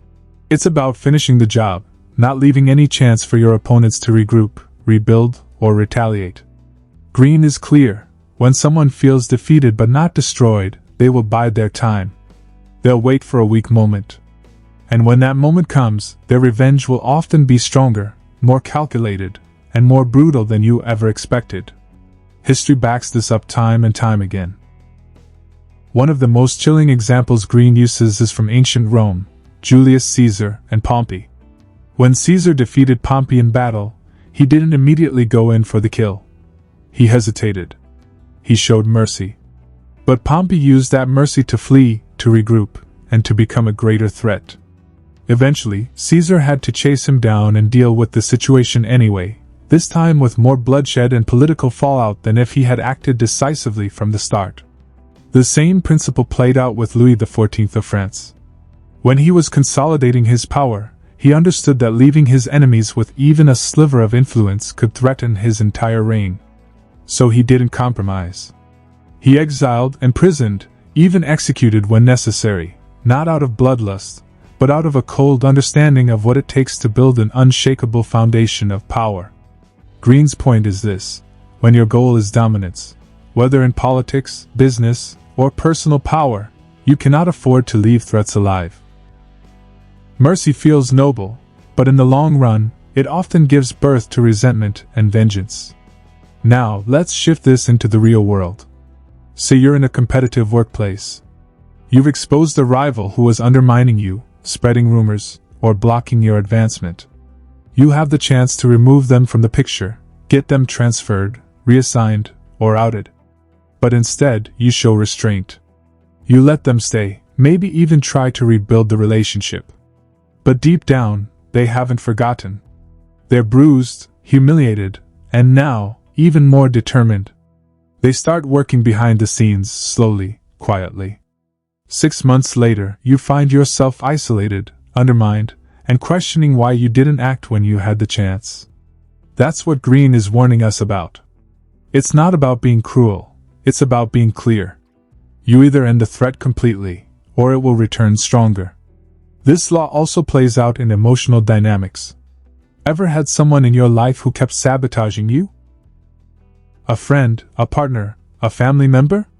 You distance yourself a little, but you don't cut the tie. You leave the door cracked open.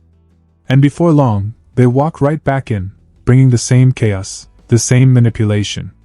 Sometimes, power means setting absolute boundaries. Sometimes, crushing your enemy means cutting off toxic influence so completely that there's no chance for return. Greene wants us to stop playing with danger, to stop imagining that people will change out of gratitude. If someone has proven themselves a threat to your peace, your goals, your reputation, you remove them completely, with no illusions about the consequences of half measures. But here's the nuance. This law isn't about going on the attack at every opportunity.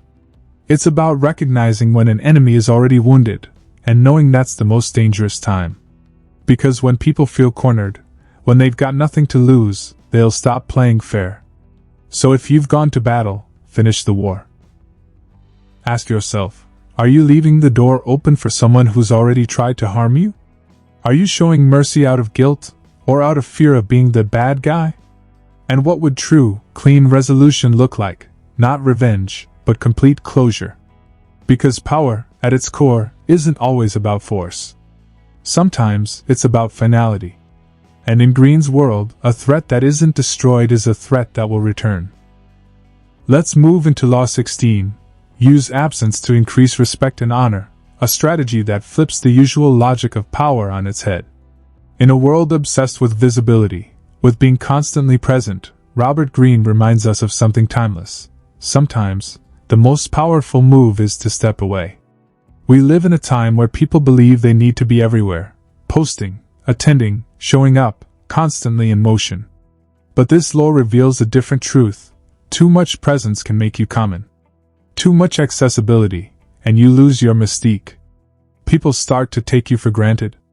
The things that were once rare, exciting, or impressive begin to feel ordinary. That's where absence becomes your secret weapon. Greene gives us a vivid example from ancient China, the story of the great general Cao Cao. Cao Cao knew that if he made himself too available to his troops and allies, they would start to question his authority, see his flaws, and lose the aura of power around him. So, instead, he kept a certain distance. He was present when it mattered most, on the battlefield, in moments of crisis, but then he would retreat. He let the space grow between him and others. And in that space, a kind of legend formed. People respected him more because they didn't always have access to him. The same principle applies to art, business, love, and influence. Think about a famous artist who stops producing work for a while. At first, the world wonders where they've gone. Then anticipation builds. When they return, the impact is twice as powerful. Why? Because the absence made their presence feel precious again. Greene compares this to the sun. Too much exposure, and it burns. But the right amount? It nourishes, it energizes, it becomes something you long for. In your personal life, this law shows up in relationships.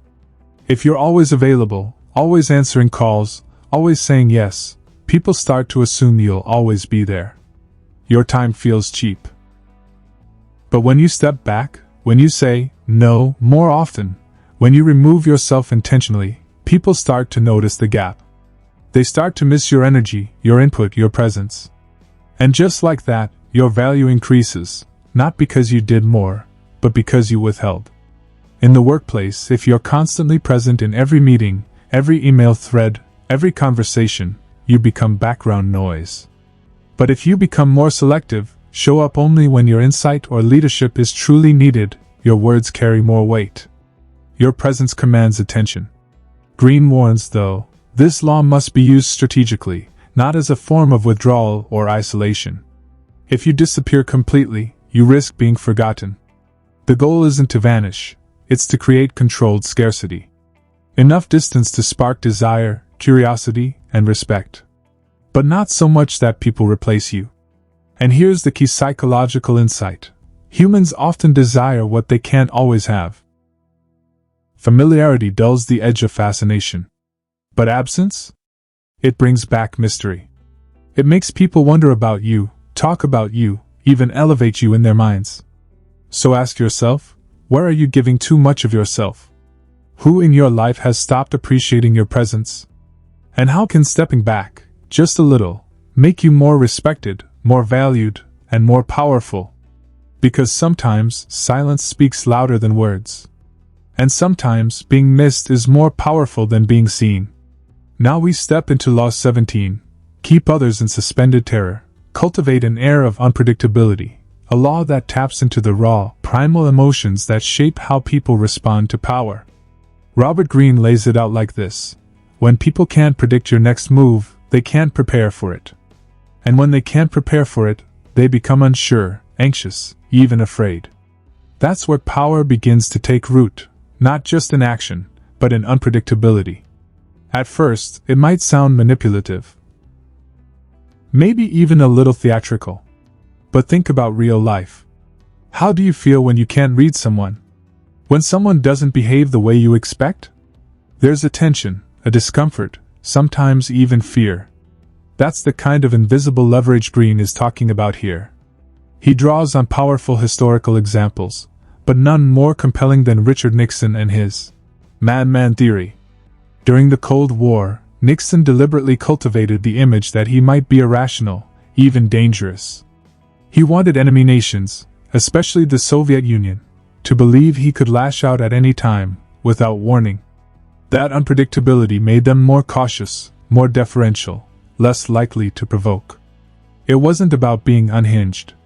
It was about appearing unpredictable enough to keep others off balance. Greene also points to the legendary Chinese strategist Sun Tzu, who taught that if your enemy doesn't know what you're going to do next, they'll be forced to react instead of act. They become passive, defensive. And in that defensive posture, they surrender control to you. Now, how does this translate into modern, everyday life? Imagine you're managing a team or running a business. If your team knows exactly how you'll respond to every situation, they can manipulate that. They learn your buttons. They start taking liberties. But if you occasionally shift your tone, if you change your routine, if you don't always respond the same way, they have to stay alert. They can't take you for granted. They start watching you more closely. And in that observation, you regain control. Or think about personal relationships. When you become too predictable, always texting first, always saying yes, always reacting the same way, people stop valuing your energy. But when you introduce just a hint of mystery, when your responses vary, when your energy shifts, it triggers curiosity, even desire.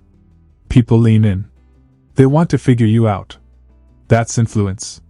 But let's be clear. Unpredictability isn't about being erratic or cruel. It's about controlled mystery. If you're too chaotic, people won't trust you. But if you're too stable, they'll stop respecting your power. Greene is urging us to break patterns, subtly, strategically. If you're always calm, show anger once. If you're usually loud, go quiet. If you always say yes, say no. Those shifts create psychological tension in others. They don't know what you'll do next, and that means they're constantly adjusting to you. And here's the deeper truth behind this law. Humans crave predictability. Our minds are designed to anticipate and forecast. When you break that pattern, it shakes people. It disarms them. And in that moment of disorientation, you hold the upper hand. Ask yourself, where in your life have you become too predictable? Who knows exactly how to push your buttons? And how could a little mystery make you more respected, more interesting, more powerful? Because when people can't place you in a box, they'll start watching you more carefully. And that's when you stop reacting and start leading. Now we step into Law 18. Do not build fortresses to protect yourself. Isolation is dangerous. A powerful reminder that no matter how tempting it may be to pull away from the chaos of the world, true strength and influence are built through connection, not disconnection. On the surface, isolation feels safe. When you've been hurt, betrayed, or threatened, it makes perfect sense to retreat. Build walls. Cut people off. Trust no one. It's a defense mechanism we all know. But Robert Greene challenges that instinct. He warns that while solitude may feel like security, in the long run, it becomes a trap. He gives us examples from history, like the fate of the Castilian king Philip II, who ruled from his isolated fortress, the Escorial. From there, he tried to manage a vast empire. Without face-to-face meetings, without being in touch with the pulse of the people, without direct contact with his enemies or allies. The result? He became detached from reality. His decisions grew increasingly flawed. Revolts happened, alliances collapsed, and eventually, so did the power of Spain. Isolation doesn't just cut you off from threats, it also cuts you off from opportunity. When you retreat behind walls, literal or emotional, you lose access to information, feedback, and influence. You can't sense the shifts in mood. You can't see betrayal forming. You miss chances to adapt. And in the world of power, adaptation is survival. Contrast this with a figure like Louis XIV of France, who surrounded himself with courtiers, ministers, and nobles. He was always in the mix. Yes, it meant more exposure, more politics, but it also meant more control. He saw everything, heard everything, and manipulated every relationship to his advantage. He didn't isolate, he infiltrated. The lesson? Power thrives on interaction. Even in the modern world, this applies. If you're running a business, isolating yourself in an office, away from the people on the ground, means you'll miss the real heartbeat of the organization. If you're in a leadership position but only surround yourself with yes men or keep your distance from dissent, your blind spots will grow and eventually take you down. And in personal life? That instinct to withdraw after being hurt, to build emotional walls, that creates loneliness, yes, but more importantly, it removes you from the network of influence that sustains growth. Love, friendships, partnerships, they may involve risk, but they also bring insight, loyalty, and opportunity. Without them, you may feel safe, but you become weaker, not stronger. Greene isn't saying throw open your gates to everyone. He's saying don't wall yourself off completely. Stay connected. Stay informed. Stay involved. Because when you isolate, you stop growing. And when you stop growing, others pass you by. Ask yourself, where am I building emotional or professional fortresses? Who have I cut off that might actually be a source of valuable insight? And what would it look like to re-engage, strategically, without surrendering power? Because in the end, power isn't about hiding, it's about navigating. It's not about cutting the world off, but learning how to move through it with awareness, finesse, and presence. In the world of power, knowing who you're up against is just as important as knowing your own strategy. That's the core of Law 19. Know who you're dealing with. Do not offend the wrong person. It sounds straightforward, but it carries an enormous warning beneath the surface. Because power games aren't just played on the surface. They're emotional, psychological, and often quietly personal. And misreading someone's ego, their temperament, or their capacity for revenge can cost you more than you ever imagined. Robert Greene brings this lesson alive with the story of Michael III, a Byzantine emperor who made the fatal mistake of mocking and belittling one of his most trusted allies, Basil the Macedonian. Michael thought his jokes were harmless. Basil was quiet, loyal, always by his side. But inside, Basil wasn't laughing. He was watching, remembering, and waiting.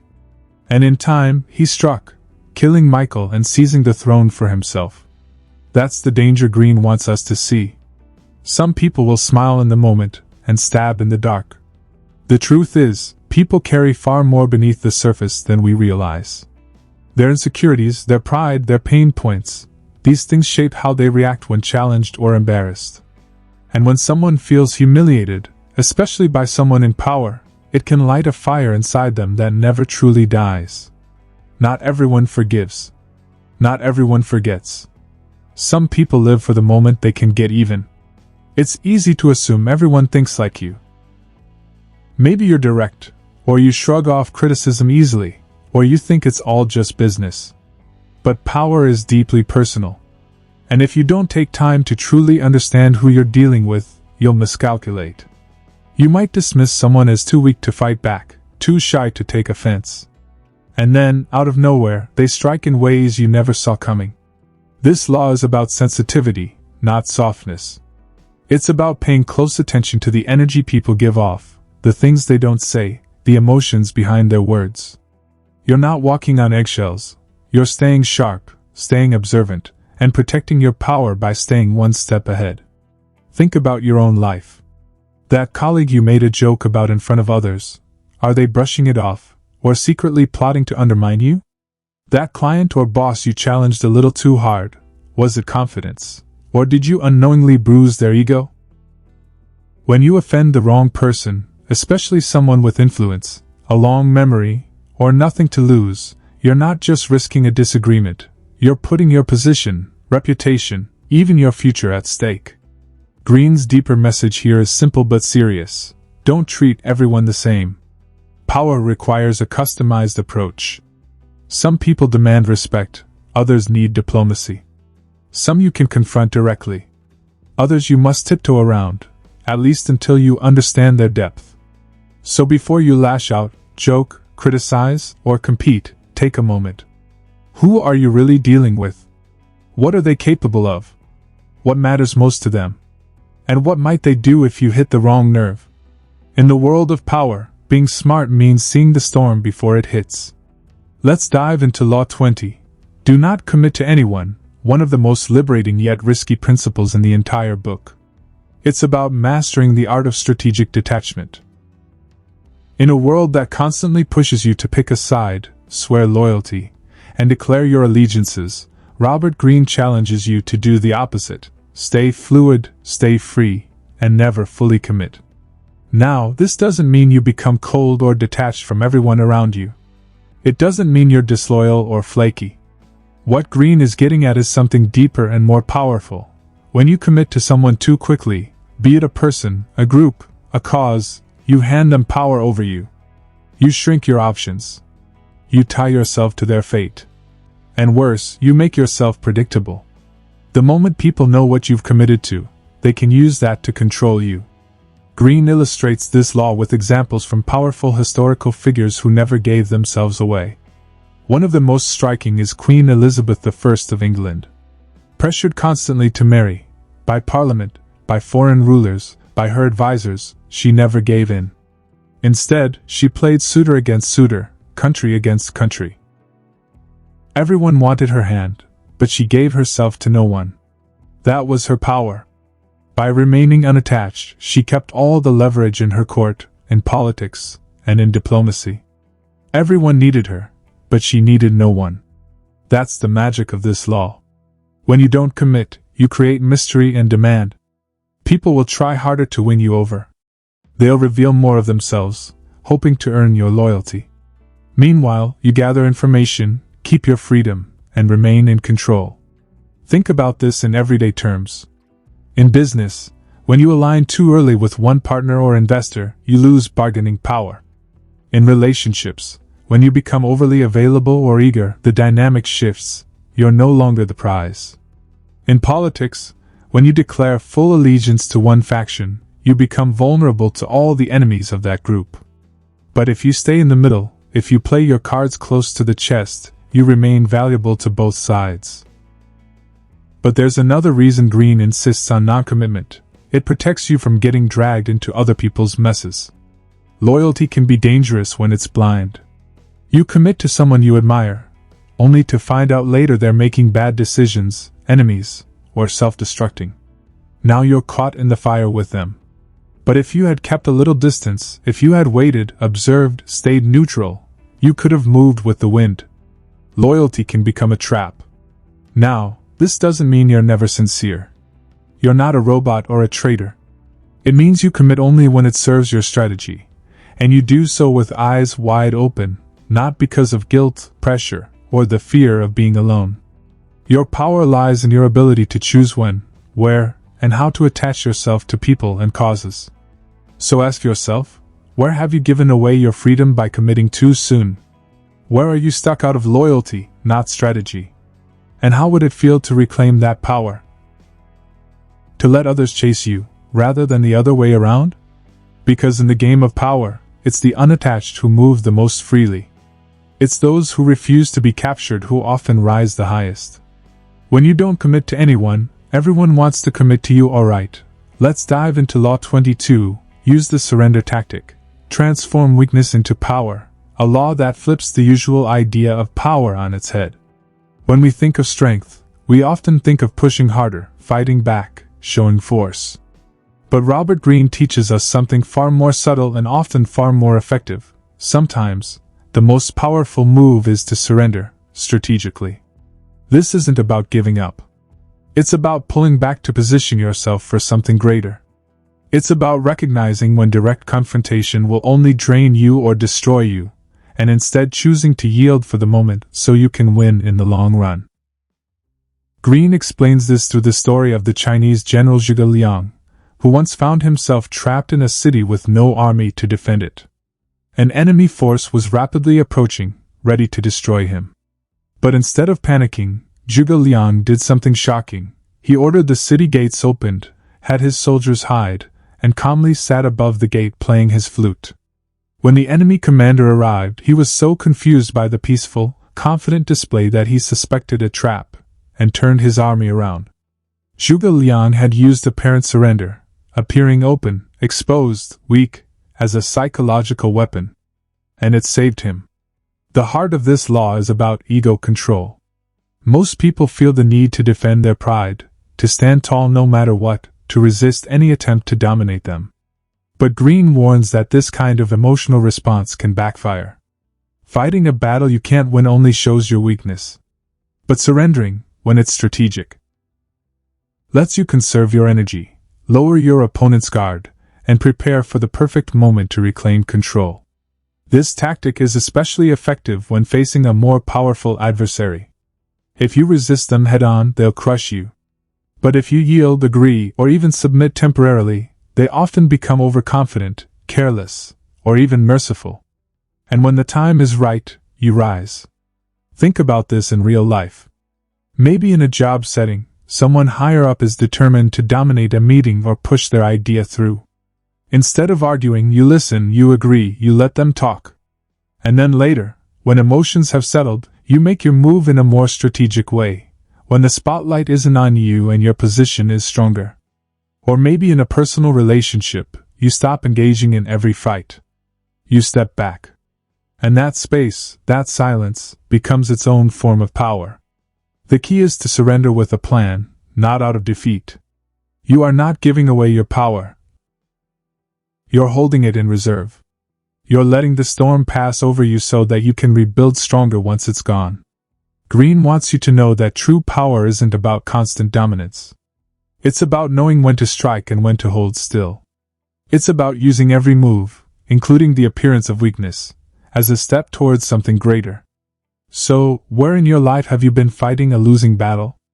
And what might change if you paused, surrendered momentarily, and waited for your real opportunity?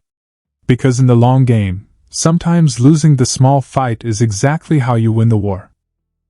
Let's move into Law 23, concentrate your forces, a law that reminds us of a timeless truth. Power is not about how much you have, it's about how well you focus what you've got.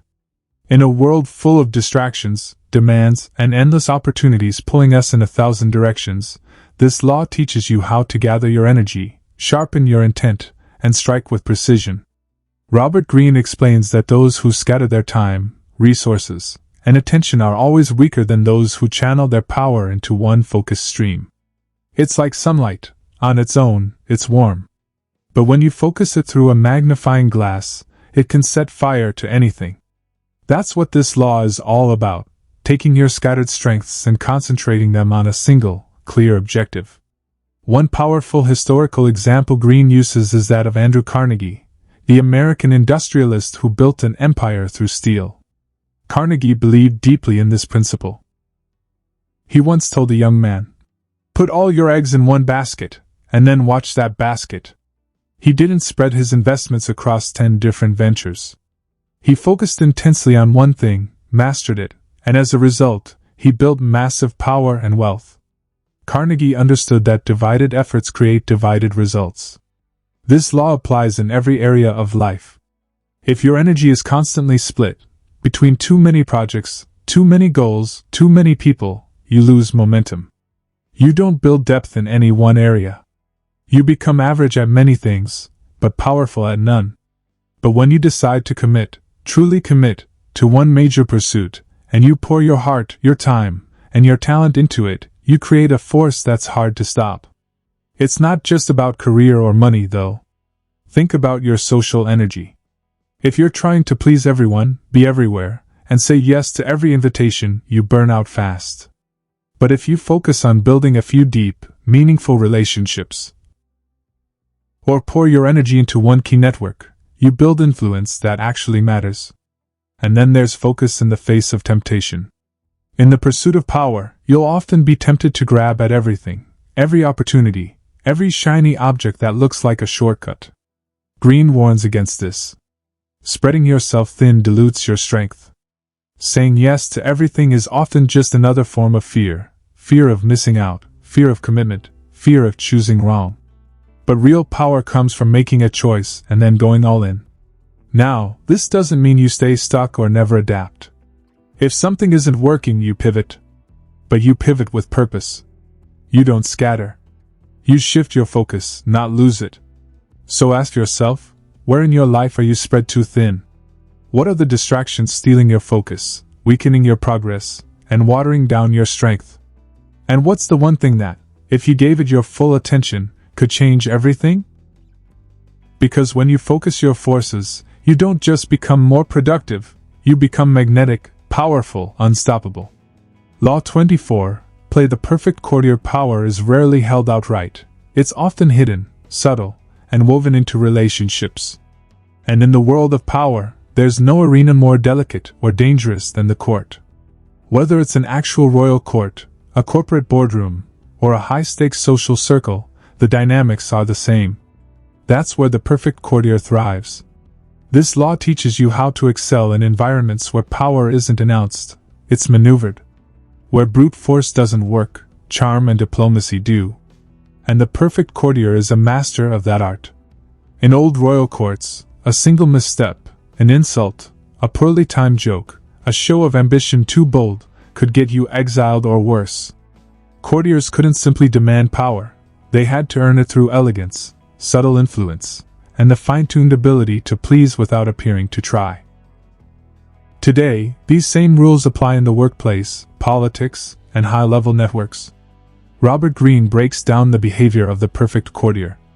First, they are masters of discretion. They never speak more than necessary. They don't gossip recklessly or share their opinions too freely. They listen.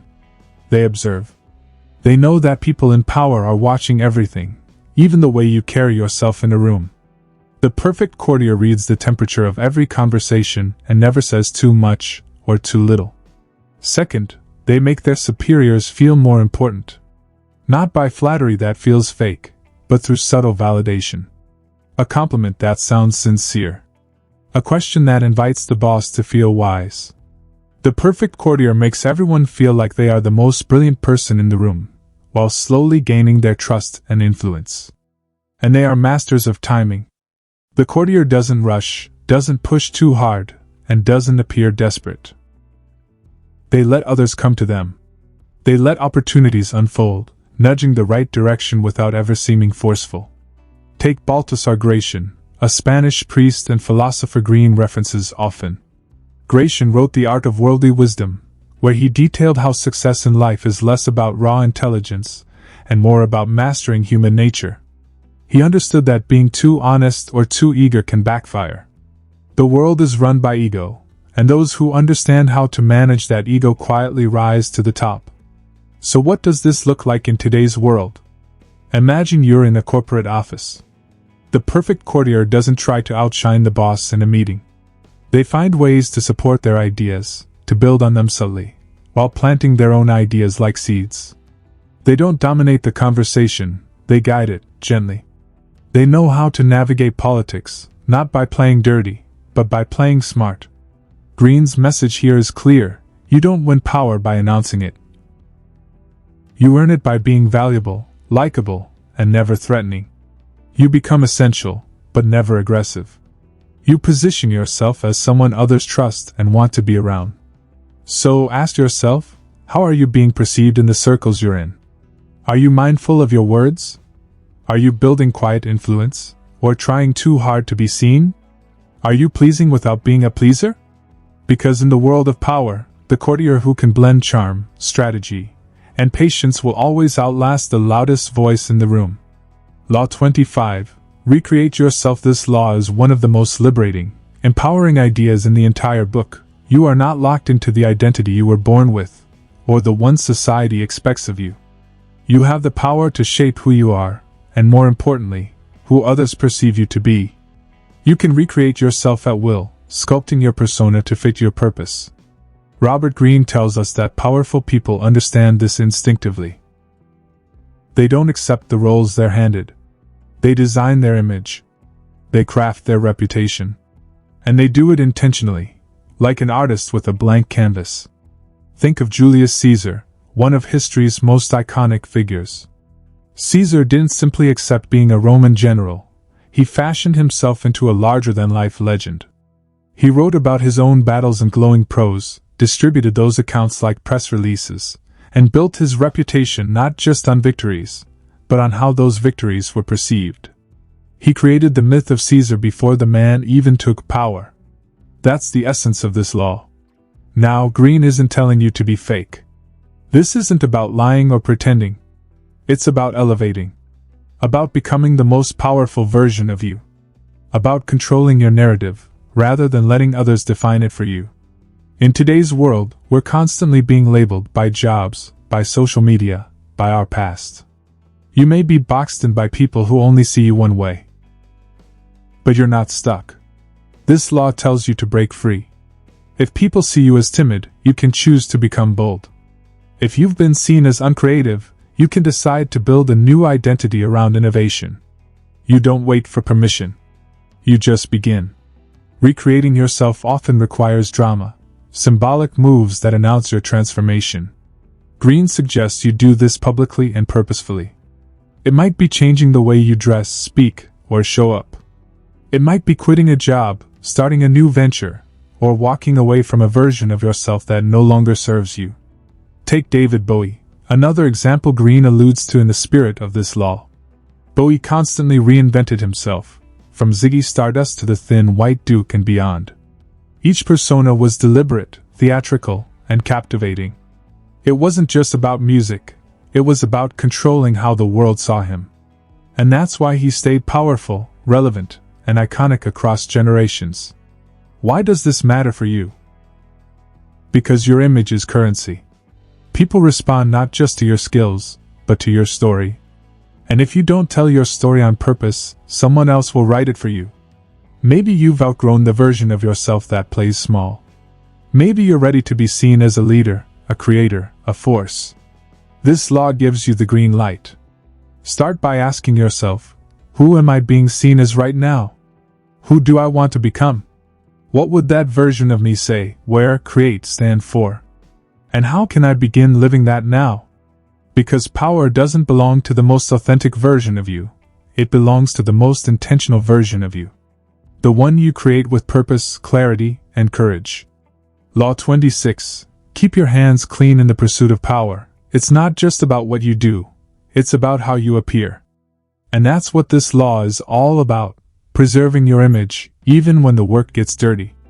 The most powerful figures in history knew that sometimes ruthless moves are necessary. But they also knew never to be seen making them. Robert Greene teaches us that maintaining a spotless reputation is one of your most valuable assets. In politics, business, and social circles, people don't judge you solely by your actions, they judge you by your image. And if your hands look dirty, if you're seen as cutthroat, underhanded, or unethical, it can destroy trust and weaken your power. But if you make strategic moves behind the scenes and let others take the fall, your reputation stays clean, even when the job isn't. One of the most telling examples of this law is King Louis XIV of France. He ruled with near absolute power, yet almost never gave direct orders for the harshest decisions. If a noble needed to be punished or removed, Louis would let one of his ministers deliver the blow. If the people were angry, they blamed the minister, not the king. Louis maintained an aura of divine wisdom and fairness, while letting others carry out the less glamorous work. And if a minister became too unpopular, he'd remove them, again, with clean hands. In modern life, this strategy plays out all the time. CEOs fire managers to shield themselves from unpopular decisions. Politicians let aides leak information. Leaders use proxies to attack rivals, while publicly taking the high road. It's calculated, yes, but it's how power is maintained. You preserve your influence by deflecting blame and distancing yourself from controversy. But this doesn't mean being a coward or avoiding responsibility. On the contrary, it means strategic delegation. You assign roles based on optics. You let others deliver tough news or take credit for controversial calls, so you can step in later as the fixer, the calm voice, the hero. It's not always fair, but it's incredibly effective. Greene also warns about associating too closely with those who are seen as dirty, toxic, or controversial. Even if you didn't do anything wrong, guilt by association is real. People will connect your name with scandal if you're too close to it. So if someone in your orbit begins to attract negative attention, you need to be ready to cut ties, or at the very least, publicly distance yourself. Think about this in your own life. Are you handling every conflict yourself, getting tangled in messy situations, trying to fix everything hands-on? Or are you learning to navigate power like a strategist, acting through others, keeping your reputation intact, and always appearing above the drama? Power isn't just about force, it's about finesse. You don't have to get your hands dirty to win. But if you do, you'd better not let anyone see it. Law 27. Play on people's need to believe. To create a cult-like following, people aren't just logical. They're emotional, searching, often lost in the chaos of life and craving something deeper to believe in. That's the core truth of this law. Robert Greene reveals that one of the most potent ways to build power is by tapping into that very human need for meaning, purpose, and direction, and then offering yourself as the answer. Throughout history, we've seen this play out over and over again. The most powerful leaders didn't just sell a product or command an army. They sold a vision, a belief, a dream. They positioned themselves as the key to salvation, success, or enlightenment. And their followers? They didn't just support them, they worshipped them. Look at Charles Manson or David Koresh, both disturbing examples of how this law can be used in dangerous ways. They understood that if you offer people purpose, especially people who feel isolated, invisible, or uncertain, they'll follow you to the ends of the earth. Manson didn't force people to obey. He made them feel chosen. He gave them belonging. And in return, they handed him their lives. But Greene doesn't only point to cult leaders. He also looks at business moguls, political figures, and visionaries. Think of Steve Jobs. He wasn't just selling computers, he was selling a revolution, a lifestyle, a new way of thinking. People didn't just buy Apple products, they believed in Apple. They became evangelists, preaching the brand like a religion. That's the power of this law when used with intelligence and creativity. So how do you apply this in your own pursuit of power? You start by offering people something bigger than themselves. People want to belong. They want a cause, a tribe, a flag to wave. If you can create a mission, a story they can be part of, they'll rally behind you. But here's the key, it has to feel exclusive, transformative, and urgent. Greene outlines how cults, whether religious or corporate, share common traits. They use vague but inspiring language, grand promises that feel personal but can't be pinned down. They present a clear enemy, something or someone that the group is rising against. They create rituals, symbols, or language that outsiders don't understand. And they demand loyalty, rewarding followers and punishing those who question the leader. The best part? You don't need to start a literal cult. You can apply this law in subtle ways. Create a personal brand that stands for something powerful and aspirational. Make your message emotional and bigger than a product. It should feel like a movement. Position yourself not just as a leader, but as a guide, someone who can take people from where they are to where they want to be. But Greene also gives a warning. With great power comes danger. The line between inspiration and manipulation is thin. Use this law carefully, ethically, and with awareness. If you cross into control, if you demand blind loyalty without delivering value, the very followers you built can turn on you. So ask yourself, what belief can I offer? What vision can I embody? What purpose can I give to those around me? Because when you tap into belief, when you give people something to rally around, you don't just gain followers. You create unshakable loyalty. You become unforgettable. Law 28.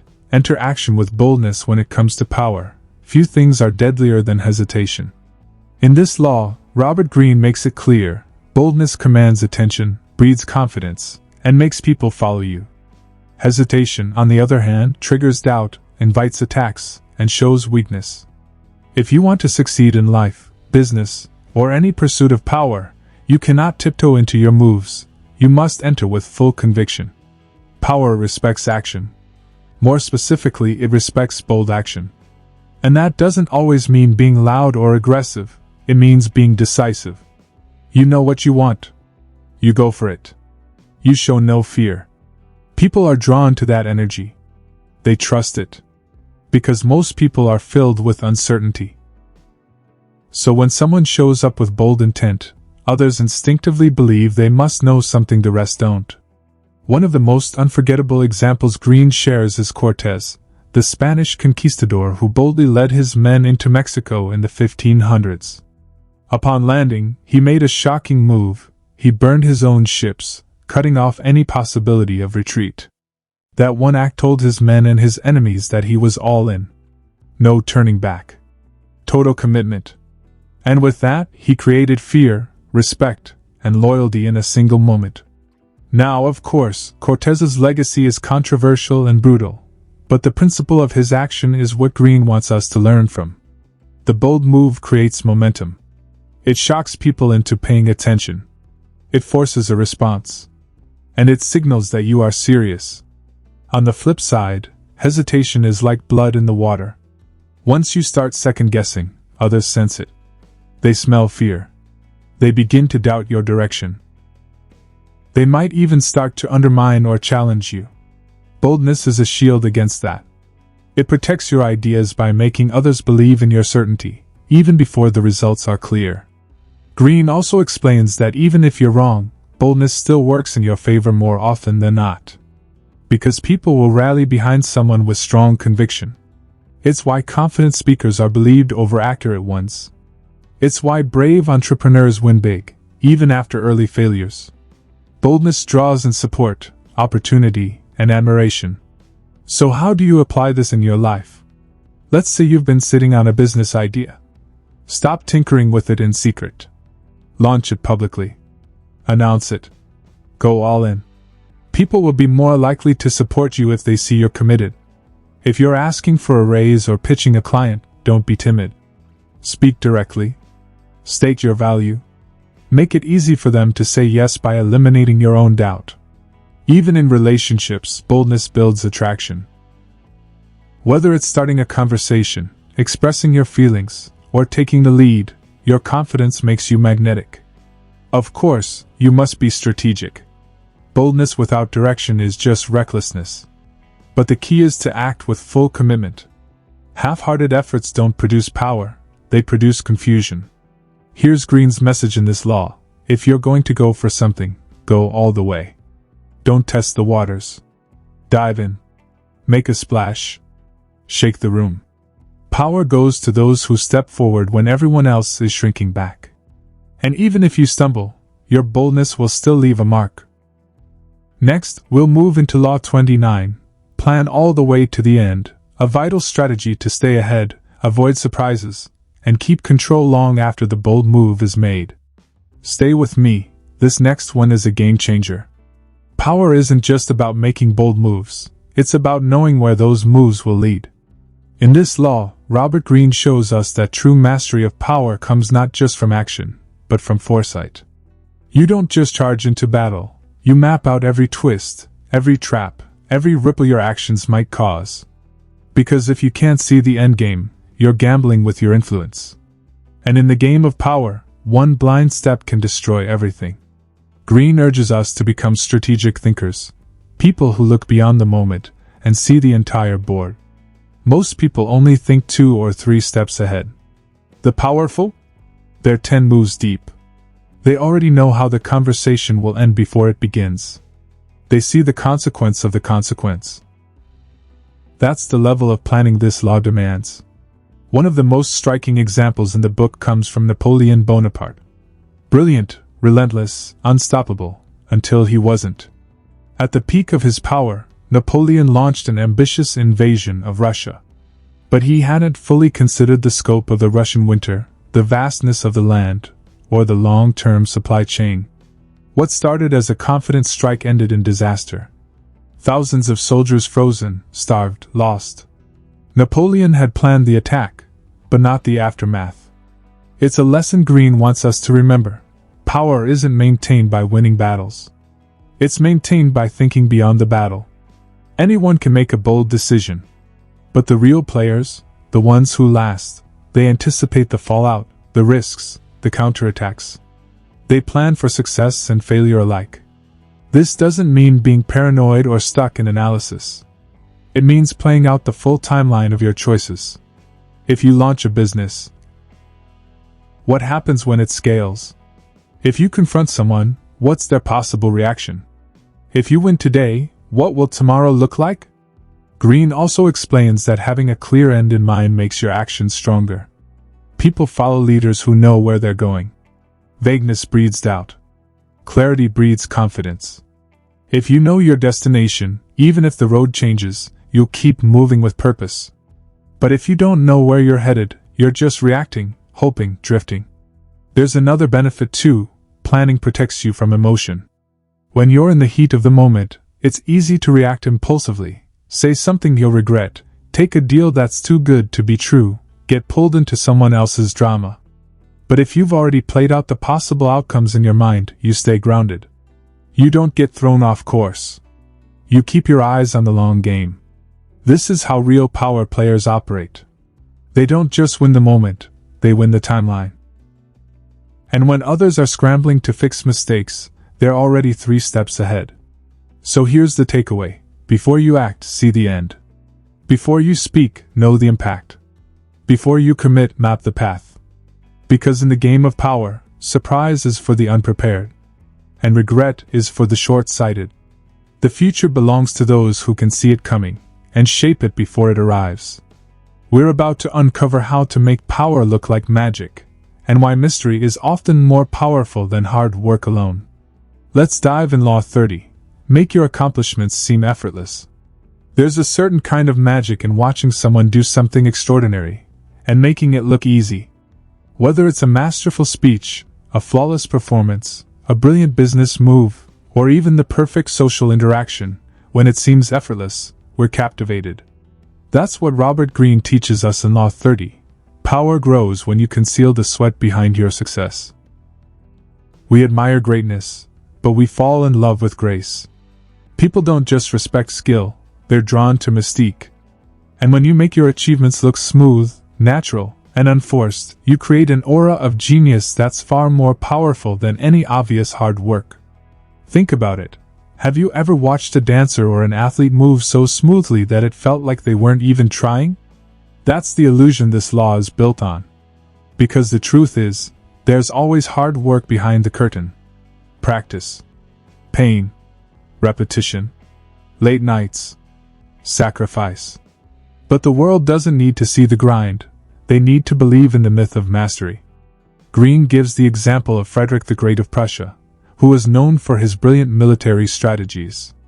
What people saw was a confident leader, a tactical genius who made victory look simple.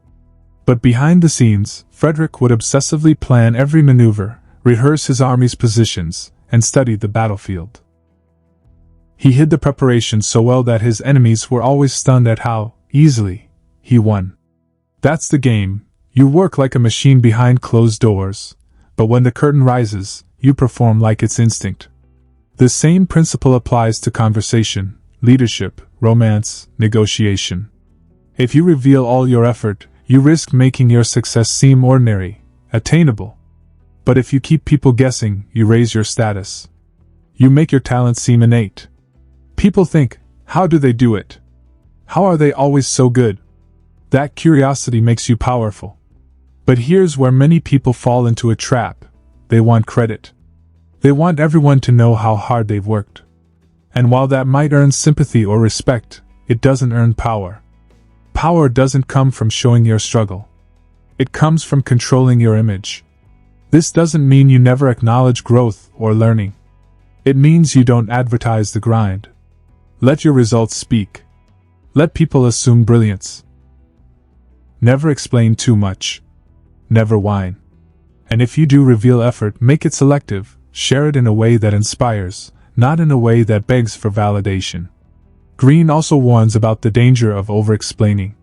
When you constantly try to justify your actions, when you reveal all your logic and backstory, you demystify yourself. You strip away the illusion. You make your power look like a recipe anyone can follow. And once that happens, you lose your edge. So what should you do? Rehearse privately, shine publicly. Let your moves seem natural, even if they were calculated. Downplay the hustle, amplify the result. Accept praise with humility, not explanation. Because in the world of power, mystery is a weapon, and ease is seductive. So keep working, keep mastering, keep sharpening your game. But when you step into the spotlight, make it look like it was always meant to be yours. Now let's glide into Law 31. Control the options. Get others to play with the cards you deal. Where we'll see how power often isn't about domination, but about subtle manipulation through choice. In this law, Robert Greene takes us deeper into the subtleties of power, not brute force, not dominance, but control through choice. Specifically, controlling the illusion of choice. Because when you can get others to choose what you want them to choose, without them knowing it, you become a true master of influence. Think about it like this. Most people hate feeling controlled. They want to believe they're free, that their decisions are their own. But Greene reveals a deeper truth. People don't actually need freedom. They just need the feeling of freedom. If you can offer options that all lead to outcomes you've already planned, they feel empowered, while you remain firmly in control.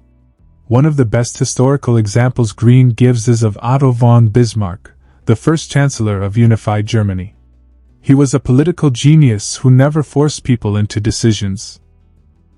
Instead, he offered choices, 2 or 3 options, all seemingly different, but each one serving his long-term strategy. Whether his rivals accepted plan A, B, or C, Bismarck always came out ahead. It's psychological warfare dressed up as diplomacy. The real power behind this law is preparation and positioning. You think 10 steps ahead. You craft scenarios where your preferred outcome feels like the natural, obvious choice. It's about giving people the script you want them to follow, while letting them believe they're the author. Let's bring it into modern life. Say you're leading a team, and you want a project to go in a certain direction. Instead of issuing a command, you say, "We could go this way or that way, but option 1 gives us faster results and more visibility." You've shaped the choice. They feel involved. But the outcome? Exactly what you wanted. Or in relationships, when you want a certain decision made, you don't demand it. You lay out options that all work in your favor. You make the alternative unappealing, slow, or uncertain. Suddenly, your preferred path becomes the obvious one. This works especially well in negotiation. The rookie mistake is offering one option and hoping they take it. The power move is offering multiple options, all of which you've already designed to serve your interests. The other person chooses, feels in control, and you win either way. Greene warns us, though, this law takes subtlety. If you're too obvious, too controlling, people resist. They'll feel trapped, manipulated, and they'll push back hard. But if you disguise your control as freedom, they'll thank you for the outcome you engineered. He also tells us to avoid being on the receiving end of this strategy. If you ever feel like your choices are too neatly packaged, pause. Ask yourself, who benefits most from each path? Am I really choosing freely, or is someone stacking the deck? Awareness is your only defense. Ultimately, this law is about quiet domination. You're not barking orders. You're not forcing hands. You're the silent architect, shaping the game so that whatever choice they make, they're still playing your game. Here's the essence. Power isn't always about taking control. It's about creating environments where others willingly give it to you. Next up is Law 32, Play to People's Fantasies, where we'll explore how reality often repels, but illusion captivates, seduces, and leads. Reality can be heavy. It's hard, cold, and full of limits. Most people, whether they admit it or not, are tired of reality. They crave escape. They want to believe in something bigger, something easier, something magical. That's where Law 32 comes in. Play to people's fantasies. Don't offer them what's real, offer them what they want to be real. Robert Greene reveals that the truth is rarely seductive. Reality is filled with effort, uncertainty, and discomfort. But fantasy? Fantasy is powerful. It pulls people in. It bypasses logic and taps directly into emotion. If you can become the person who offers the dream, no matter how unrealistic, you'll gain influence, devotion, and control. This isn't about deception for the sake of cruelty. It's about understanding a deep human truth. People will choose a beautiful lie over a painful truth almost every time. Especially when they're afraid, uncertain, or unsatisfied with their lives. History is filled with leaders who mastered this law. Take John Law, a brilliant but controversial figure from the early 1700s. After escaping prison in England, he made his way to France, where he convinced the French government to let him run their finances. But instead of sticking to traditional methods, he sold the people a dream, a paper money economy tied to the riches of the New World. At first, it worked like magic. People were getting rich overnight. The economy soared. Law became a legend. All because he gave people something bigger than logic. He gave them hope. It wasn't until much later that the fantasy collapsed, and with it, the economy. But by then, his influence had reached heights that logic alone could never achieve. This is the shadow side of fantasy. It's intoxicating, but it must be handled carefully. Used wisely, it builds movements, loyalty, and vision. Used carelessly, it can crash into disillusionment. Greene urges us to understand the difference between manipulating people and leading them through inspiration. The common thread? You must tap into what people already want to believe. You don't need to invent new dreams. Just listen. People are always telling you what they crave: success without struggle, love without pain, power without risk, beauty without effort. Your job is to become the mirror that reflects those longings back at them. Why does this work so well? Because we're emotional beings. Logic is slow, skeptical, questioning. Emotion moves fast. And fantasy speaks directly to emotion. When you paint a picture of how things could be, how easy, how exciting, how fulfilling, people lower their defenses. They stop analyzing. They start believing. And belief is a powerful tool. Even in business, this law is used constantly. Advertisers don't sell you a car, they sell you the feeling of power, freedom, and status. Beauty brands don't sell skincare, they sell youth, desirability, and confidence. Politicians? They sell hope, not policies. So how can you use this law? Learn what people hunger for. Paint a vivid picture that satisfies that hunger. Make yourself the bridge between where they are and where they want to be.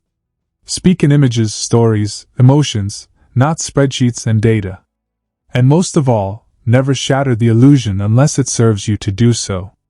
People will follow the one who gives them meaning. And if you can wrap meaning in mystery, in beauty, in fantasy, you'll hold a power that even harsh truth can't match. Because in the end, the strongest leaders aren't the ones who describe the world as it is. They're the ones who make people believe in a world that could be. Next, Law 33, discover each man's thumbscrew, where we'll learn how to uncover the hidden weaknesses, fears, and desires that give you influence over anyone. In the quiet corners of every human soul, there's a lever. A button. A pressure point. A thumbscrew, as Robert Greene calls it. And if you can find it, you can turn it. That's the heart of Law 33. To master people, you must discover what moves them. What they fear. What they crave. What keeps them up at night or makes their heart race. This law is about emotional intelligence, but sharpened into a weapon. It's not just about understanding people. It's about knowing them better than they know themselves. Most people walk around like open books, but no one bothers to read. Greene encourages us to become readers of character. Observers. Detectives. Listening more than we speak. Watching patterns, not just words. Because somewhere in every person's behavior, in every slip of the tongue, every nervous habit, every overreaction, there's a clue to their inner world. And once you know what someone truly values or fears, you can predict their choices, influence their moods, control their behavior. Let's look at history for a moment. Catherine de' Medici, the powerful Queen of France in the 16th century, mastered this law. She surrounded herself with spies and informants, not just for politics, but to study her courtiers' weaknesses. She'd learn who was vain, who was greedy, who longed for love or feared disgrace. Then she'd use that knowledge to make offers they couldn't resist, or threats they'd never dare challenge. The lesson? You don't have to overpower someone if you can push the right button. Some people are driven by ego, praise them and they're yours. Others are ruled by fear, offer protection or exploit their insecurity. Some crave validation, others fear abandonment, some hide deep guilt or shame. Your job is to listen closely and look deeper. So how do you uncover someone's thumbscrew? Start by paying attention to their emotional reactions. When do they get defensive? When do they light up? When do they go quiet? What do they always avoid talking about? Where are they unusually sensitive? Also, ask the right questions, and let silence do the work. People will often reveal themselves when you just give them space to speak freely. And then there's watching their patterns. How do they spend their time? Who do they always try to impress? What topics do they dominate conversations with? What do they joke about, or never joke about? Robert Greene lays it out. People are ruled by their emotions, not logic. So if you try to influence someone through logic alone, you're playing the wrong game. You need to speak directly to their inner drama, their private desires, fears, dreams, and regrets. But this law comes with responsibility. Knowing someone's weakness is dangerous power.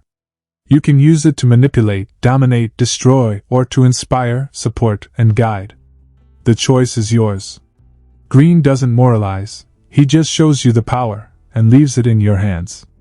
Also, don't forget this law works both ways. Just as you're studying others, someone could be studying you. Your goal? Know your own thumbscrews. Protect them.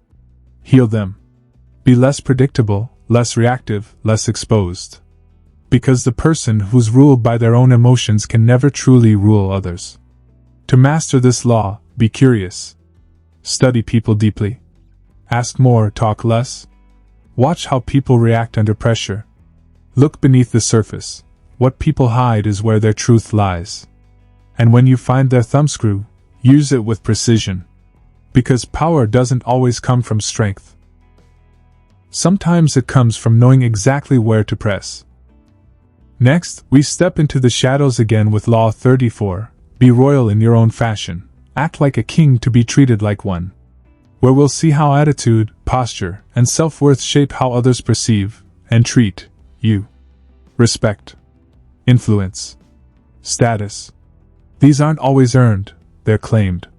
Robert Greene teaches us in Law 34 that the world often treats you according to the standards you set for yourself. If you carry yourself like someone worthy of respect, others tend to follow that script.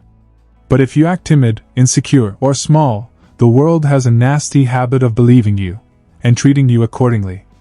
This law is about posture, presence, and personal value. Greene makes it clear, you don't wait for permission to be powerful. You assume the position. You act as if you already possess the crown. And in doing so, others begin to see you that way. The key here isn't arrogance. It's commanding respect through dignity and self-worth. A king doesn't chase. He doesn't beg. He doesn't over-explain. He leads. He expects to be heard, and so he is. And that's the energy you must embody, not just in title, but in every interaction. Take Christopher Columbus, for example. Before he was famous, before he had ships or glory, he had only one thing: belief in himself. He dressed well. He spoke with confidence. He refused to act like a man begging for help, even when that's exactly what he was doing. He pitched his dream like royalty pitches an alliance. That confidence, projected, polished, unshakable, opened doors, won him backers, and eventually changed history. That's the deeper message Greene is giving us. How you carry yourself can open, or close, every door in your life. People subconsciously judge others based on how they present themselves. It's not always fair. It's not always rational. But it's real. We're drawn to those who seem to carry authority. We defer to those who seem to expect success. It's psychology at work. Now, this doesn't mean faking who you are. It means elevating how you express who you are. It's how you walk into a room. How you speak. How you look at people when they speak to you. How you dress. How you decline things you don't want, and how you accept what you deserve. And here's something important Greene emphasizes. Don't accept roles or treatment that diminish your stature. Even if you're desperate for a job, a deal, a relationship, if you act beneath your worth, it'll be almost impossible to reclaim your standing later. That's why you must start with self-respect. Internally, you must feel like you're royalty in your own right. Not that you're better than others, but that you are no less than anyone, and deserve to move through life with pride and presence. And this energy is magnetic. When you act like you expect respect, others start respecting you more. When you act like you're valuable, people value you. It's not mystical, it's human psychology. We take cues from each other on how to behave. So when you behave like a king or queen, others follow the rhythm. Greene also warns us, if you downplay yourself too much, it becomes a habit. You get used to shrinking, apologizing, over-explaining. And soon, people stop seeing you altogether. Because if you don't take yourself seriously, why should anyone else? So to live this law, project confidence in your speech and your body. Don't chase validation, let it come to you. Walk into every room like you belong there, even if part of you doubts it. Dress, speak, and behave in a way that reflects self-respect. Never settle for treatment that contradicts your inner worth. And remember this, before anyone will crown you, you must wear the crown in your own mind. Law 35, Master the art of timing, where we'll learn that even the best moves fail if played too soon, or too late. Power isn't just about what you do, it's about when you do it. That's the essence of Law 35. Robert Greene shows us that success often belongs not to the fastest or the loudest, but to those who understand the rhythm of life and power. Those who know when to act, when to wait, and when to strike. Timing is everything. A brilliant move at the wrong moment is worthless. or worse, disastrous. But an ordinary move made at exactly the right time can change everything. Greene compares timing to music. You don't just play the right notes. You play them in rhythm, with feel, with intention. Power works the same way. This law asks you to move beyond impatience, beyond impulse, beyond fear of missing out. It teaches you to develop patience as a strategy, not as passivity. Because waiting isn't weakness when it's intentional. It's a flex. Let's step into history. Louis XIV, the Sun King of France, was a master of timing. He ruled for over 70 years, not because he was the smartest or strongest ruler, but because he had impeccable instinct for when to move. He knew how to wait while others rushed. He made others reveal their plans first. He let his enemies make the first mistake, then act with precision. His court was full of schemers, but he rarely showed emotion. He let time do the work. That's the wisdom Greene is handing us here. Let time be your ally, not your enemy. Let other people rush. Let them show their hand. Let them burn themselves out. Your power lies in watching, reading the signals, and moving when the moment is ripe. So how do you master timing? First, you have to train your ability to observe patterns. Life moves in cycles, trends rise and fall, people go through phases, tension builds before it explodes. If you're always reacting, you're too late. But if you learn to read the build-up, to sense the shift in mood, the turn in the tide, you can predict the moment of opportunity. Greene teaches, never force your timing. Desperation is the enemy of timing. It clouds your vision. It makes you jump when you should wait. But when you stay centered, cool, aware, strategic, you start to feel when the right moment is approaching. And here's the real secret. Sometimes, doing nothing is the most powerful move you can make. Waiting makes people nervous. It builds anticipation. It makes others feel like you control the tempo. And when you finally do act, your move hits harder. Also, remember, every opportunity has a lifespan. Wait too long, and it vanishes. That's the danger of hesitation. Mastering timing isn't about always waiting. It's about moving at exactly the right moment, when conditions align, when emotions peak, when resistance is lowest. You don't rush the fruit to ripen. You don't push the tide. You learn to feel the pulse. And that requires stillness, awareness, discipline. This is the calm power of timing, not flashy, but devastatingly effective. To live this law, study cycles, economic, emotional, political, personal. Pay attention to build-up, tension, silence, hesitation, energy shifts. Learn to delay gratification. Don't jump at the first chance. Wait for the right one. Use pauses strategically. They create space, mystery, and control. And above all, never reveal that you're waiting. Move like it was all part of the plan.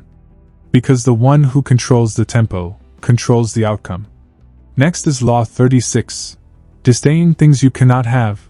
Ignoring them is the best revenge, where we'll learn the art of starving your enemies of attention, and why silence can be the ultimate power play. There's a unique kind of power in restraint, in choosing not to respond, not to react, not to care, especially when others expect you to. That's the soul of Law 36. Robert Greene urges us to understand that not everything deserves our energy, and that sometimes, the strongest move is to walk away, or better yet, to look like it never even mattered to you in the first place. When we obsess over something we can't have, or someone who's insulted us, we only amplify its importance. We give it energy, attention. We validate it. But when we disdain what we cannot obtain, we take away its power. We show that it's beneath us. And that indifference, that cold silence, often stings far more than any words ever could. Think about this in your own life. Someone insults you online. You could clap back. You could spend your night crafting the perfect comeback. But what's really happening? You're giving your power away. You're saying, "This touched me." You're confirming that the jab landed. But if you don't even respond, if you carry on like they never existed, you rob them of satisfaction. You show that they're irrelevant to your world. That's the revenge. That's the elegance of this law. Let's go back to history for a moment. Napoleon Bonaparte was once confronted with a book filled with insults and lies about him. His advisors begged him to respond, to refute the claims, to defend his honor. But Napoleon refused. He said that by responding, he would only dignify the work, give it life. Instead, he acted like it never mattered. And what happened? The book faded into obscurity. It was forgotten. Because its power came from attention, and Napoleon denied it that oxygen. Greene's deeper point here is about emotional discipline. When we allow what we don't have, or what we can't control, to consume us, we shrink ourselves. We become reactive instead of powerful. But when we elevate our focus, when we decide some things are simply not worth it, we rise. And let's be honest, it's hard. When someone snubs you. When you're denied something you deeply want. When you see others win what you couldn't get. The temptation is to stew in it. To gossip, to plot revenge, to wallow in jealousy. But that energy is wasted. The real flex? To move forward, head held high, eyes on your path. As if that thing or person was never even on your radar. This law also works in reverse. If you want to torment someone, sometimes all it takes is ignoring them. People are addicted to attention. And nothing drives them crazier than being invisible to someone they want to provoke. So how do you practice this law? Start by recognizing that not everything deserves a response. Ask yourself, will engaging with this elevate me or drag me down? If you can have something, whether it's a person, a position, or an opportunity, don't let it rule your thoughts. Shift your focus. Elevate your goals. When someone tries to bait you, don't take it personally. Your silence says more than your words ever could. And remember, by controlling your attention, you control your emotional energy. That's where true power lies. Greene is clear, indifference is the best revenge. Not because it's fake, but because it's powerful. It shows that your mind and your mission are far above petty concerns. Because in the game of power, the one who stays cool, focused, and unmoved is the one who wins. Next is Law 37, create compelling spectacles, where we explore how to command attention not through arguments, but through unforgettable drama, mystery, and visual power. In the game of power, attention is currency. If no one sees you, no one remembers you. And if no one remembers you, your influence fades into the background. That's why Robert Greene dedicates Law 37 to the art of spectacle. Not just making noise for attention's sake, but crafting moments so vivid, so unforgettable, they burn themselves into people's minds. Greene's message here is simple but powerful. Words are everywhere. Visuals, drama, symbolism, that's what captures imagination. That's what people remember. It's not enough to tell someone you're powerful, you show them. Not through lectures, but through striking displays that demand attention and communicate meaning without saying a word. Take Julius Caesar, for instance. When he crossed the Rubicon River in 49 BC, it wasn't just a strategic move, it was a spectacle. The act itself carried symbolism. Crossing that river meant civil war. And Caesar did it publicly, deliberately, as if to say, I am unafraid. The image of that moment echoed louder than 1,000 speeches. Power, Greene tells us, is about owning the stage, even if you have to build the stage yourself. Look at Napoleon again. He once crowned himself emperor, not letting the Pope place the crown on his head, as tradition dictated, but grabbing it and placing it there himself. That one gesture screamed independence, dominance, self-made greatness. The message was clear, I answer to no one. He could have said that in words. But the spectacle spoke louder than any speech ever could. In today's world, this law is more relevant than ever. Think about it. We live in the age of social media, short attention spans, and constant noise. People forget easily. They scroll past. They tune out. But when something feels larger than life, when it hits the senses, when it moves them emotionally or visually, they stop. They watch. They remember. Whether you're leading a company, building a personal brand, or just trying to influence people around you, you need to master the art of visual impact. Greene isn't telling you to be fake or theatrical for no reason. He's saying to use drama purposefully. Create moments that symbolize your message. Use rituals, visuals, grand gestures to communicate who you are and what you stand for. It could be the way you dress, the way you enter a room, the events you create, the way you respond to a challenge, the image you project. It's all part of the spectacle. And people follow those who move them, not just logically, but emotionally and viscerally. Let's break it down further. Instead of arguing your point, demonstrate it. Actions and symbols are harder to dispute than words. Don't blend in. Find ways to stand out that feel authentic, bold, and strategic. Use ceremony and ritual to elevate the ordinary. People respect what feels meaningful. Be deliberate with appearances. People don't just hear you, they see you. Make sure that what they see aligns with your message. If you want to shift perception, don't just tell them you've changed, stage the transformation. Let people witness it. Greene's deeper insight is that perception often matters more than reality. What people believe about your power becomes your power. And compelling spectacles are the fastest route to belief. So when you need to influence, inspire, or intimidate, don't waste breath. Create a moment. Paint a picture. Command attention through presence, symbols, and unforgettable acts. Because those who master spectacle, master the minds of others. Next is Law 38, think as you like but behave like others, where we dive into the hidden power of blending in, even when you think differently. This law is all about camouflage. It's about understanding that in the world of power, it's not always the boldest rebel who survives. It's the one who knows when to reveal their true thoughts, and when to blend in. Robert Greene is telling us, think freely, dream boldly, question everything, but don't always show it. Because sometimes, the fastest way to lose power is to make others uncomfortable with how different you are.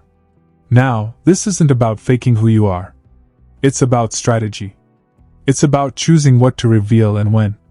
You might be 5 steps ahead of everyone mentally, but if you flaunt it, if you challenge traditions too openly, if you express opinions that offend the collective mindset, you'll be seen as a threat. People don't like feeling stupid. They don't like having their beliefs questioned. They don't like someone who makes them feel behind or out of place.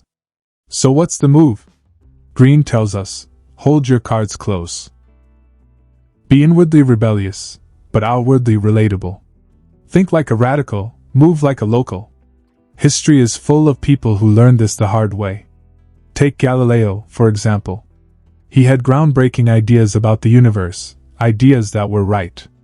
But when he publicly challenged the church, when he stood up and said, "Hey, your entire worldview is wrong," he was silenced, condemned, forced to recant. Because even truth, when delivered too bluntly, too soon, too loudly, can be dangerous. On the flip side, take Copernicus, who had the same revolutionary ideas, but published them quietly, near the end of his life, in a way that didn't provoke. And guess what? His work survived. Influenced generations.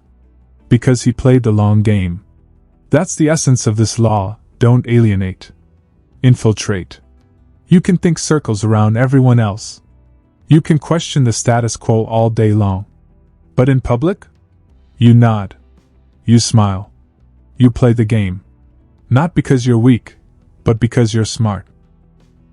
Because you know that influence comes from acceptance, not isolation. People accept change when it feels familiar, not when it slaps them in the face. In today's world, we often equate authenticity with blurting out every opinion. But real power understands timing and audience. You don't have to lie. You just don't have to reveal everything. In a room full of traditional thinkers, don't try to convert everyone. Instead, listen, observe. Speak their language while holding your own truths. And when the moment is right, you plant the seed. Subtly. Strategically. This law is about mastering social intelligence. Knowing when to challenge and when to conform. When to stir the pot, and when to let it simmer. It's not suppression, it's calculation. So here's how to live it: develop your own mind. Think deeply, question often, but keep it private until it's safe or strategic to share. Don't parade your uniqueness. Let people discover it gradually. Be cautious around those who feel threatened by originality. Often, they're in positions of power. When you must challenge norms, do it through examples, through action, not confrontation. Let your innovation feel like evolution, not revolution. Let people think they arrived at the idea with you. Greene reminds us, you're not here to be a martyr, you're here to be effective. And if that means wearing a mask until the time is right, so be it. Because in the end, power isn't just about being different, it's about being different in a way that survives. Law 39. Stir up waters to catch fish. Where we'll uncover how emotional chaos can be a weapon, and why staying calm while others panic gives you the upper hand. This law dives into the emotional battlefield of power, the place where logic fades and feelings take control. Robert Greene is saying something incredibly sharp here. If you can control someone's emotions, you can control their behavior. And the easiest way to do that? Stir the waters. Make them agitated. Provoke them. Because when people lose their temper, they lose their balance. And when they're unbalanced, they become predictable, reactive, and easy to manipulate. Let's break it down. Imagine you're in a heated argument. Your opponent gets flustered, angry, emotional.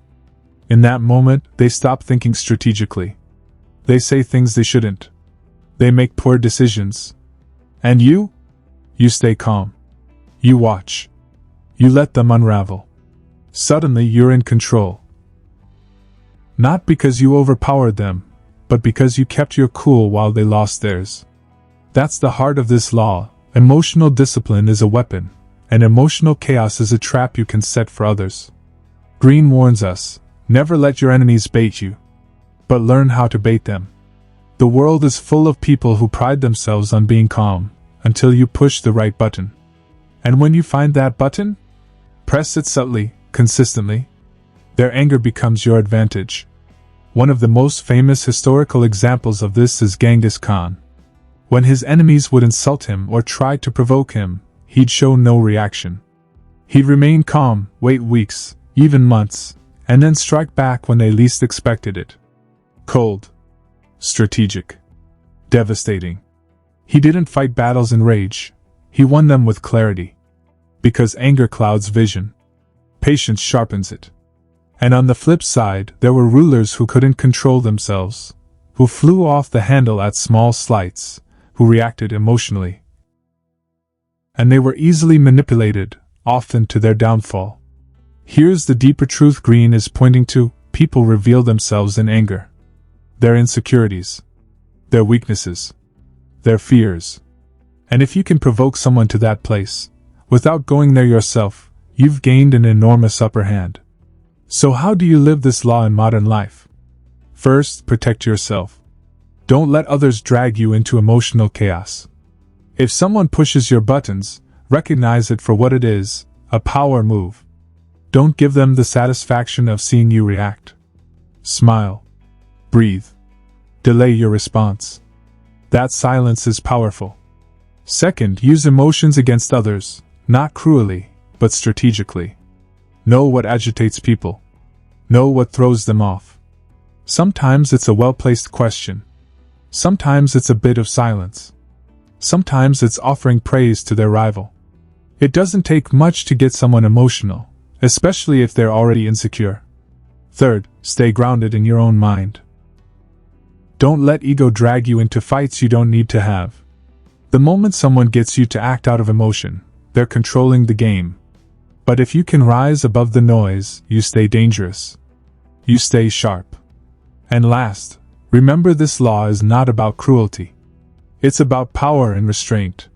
The ability to use emotional intelligence like a blade. Not to harm, but to win. So if you want to master this principle, be the calm in the storm.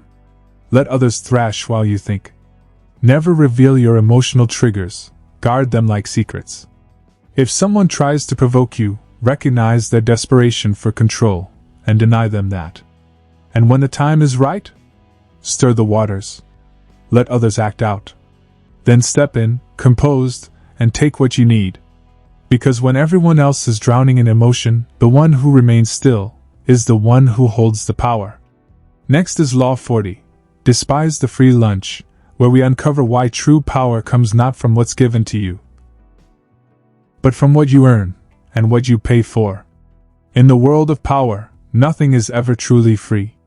Robert Greene's 40th law delivers a tough but liberating truth. If you're constantly accepting things for free favors, free gifts, free opportunities, you're giving away your independence. You're tying invisible strings to yourself that others can pull when it suits them. Power, Greene says, comes to those who pay their own way, who value what has cost them something, and who understand the hidden price of free. Let's dive deep into this mindset. When something is offered to you for free, especially in business, politics, or even personal life, there's usually a hook. Maybe it's not obvious right away, but it's there. The free favor might come back as a demand. The free lunch might turn into an unspoken obligation. And suddenly, without realizing it, you're in someone else's pocket. Your power has been compromised. You're not free, you're owned. This is why Greene urges us to pay for what we want. If something is worth having, it's worth investing in, whether it's with money, time, effort, or risk. Because when you pay, you own it. You walk away clean. No debts. No favors owed. No leverage held against you. There's also a psychological element at play here. Human beings instinctively value what costs them something. When you work for something, when you sacrifice or sweat to get it, you cherish it. You protect it. You make sure it grows. But things handed to you for free? They're easy to ignore, disrespect, or throw away. They don't shape you, because you didn't earn them. History offers plenty of examples to support this. One of the most striking is Cornelius Vanderbilt, the American tycoon who built a shipping and railroad empire from the ground up. He famously once returned a free ticket someone gave him for passage on a steamboat. He didn't want to be in anyone's debt. His message was clear: I can pay my own way. That mindset became the foundation of his entire legacy. And it's no coincidence that people like Vanderbilt, who avoided dependence, became some of the most powerful figures of their time. This law also applies to how you offer things to others. Greene warns, if you're constantly giving things away for free, your time, your talents, your resources, people won't respect it. In fact, they might resent you or take you for granted. Because power is often rooted in perceived value. When you give too much for nothing, you train people to devalue you. So what does this look like in real life? If you're building a business, don't sell yourself short just to win clients.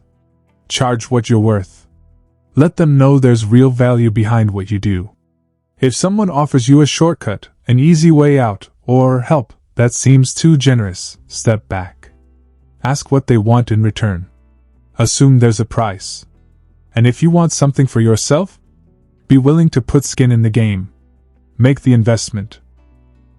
Greene isn't preaching greed here. He's teaching sovereignty, a way of moving through the world without being entangled in hidden obligations. Here's how to live this law: never let desperation push you into accepting crumbs. If someone gives you something, assume there's a string, and be ready to cut it. Offer value in return when you take value. It builds mutual respect. Make others invest in what you offer, so they value it more. Most importantly, build the life you want through effort, not handouts. At its core, this law isn't about money, it's about power through independence. Because when you rely on no one, when everything you have has been earned through your own sweat and strategy, your power becomes untouchable. Despise the free lunch. Pay your own way. And you'll never be anyone's pawn. Next is Law 41. Avoid stepping into a great man's shoes, where we explore why following in the footsteps of giants can shrink your presence. And how to carve out a legacy that's completely your own. This law takes us into the heart of legacy, identity, and the pressure of filling big shoes. Robert Greene wants you to understand one crucial thing. If you tried to live in the shadow of a great predecessor, if you tried to copy their path, ride on their reputation, or uphold their legacy, you'll almost always be compared, and almost always fall short. Because power is not about imitation. It's about distinction. Greene is urging us, don't inherit a legacy, create your own. It's tempting to step into a role that's already been carved out by someone great. A successful parent, a legendary boss, a beloved political leader, a founder of a movement. There's structure.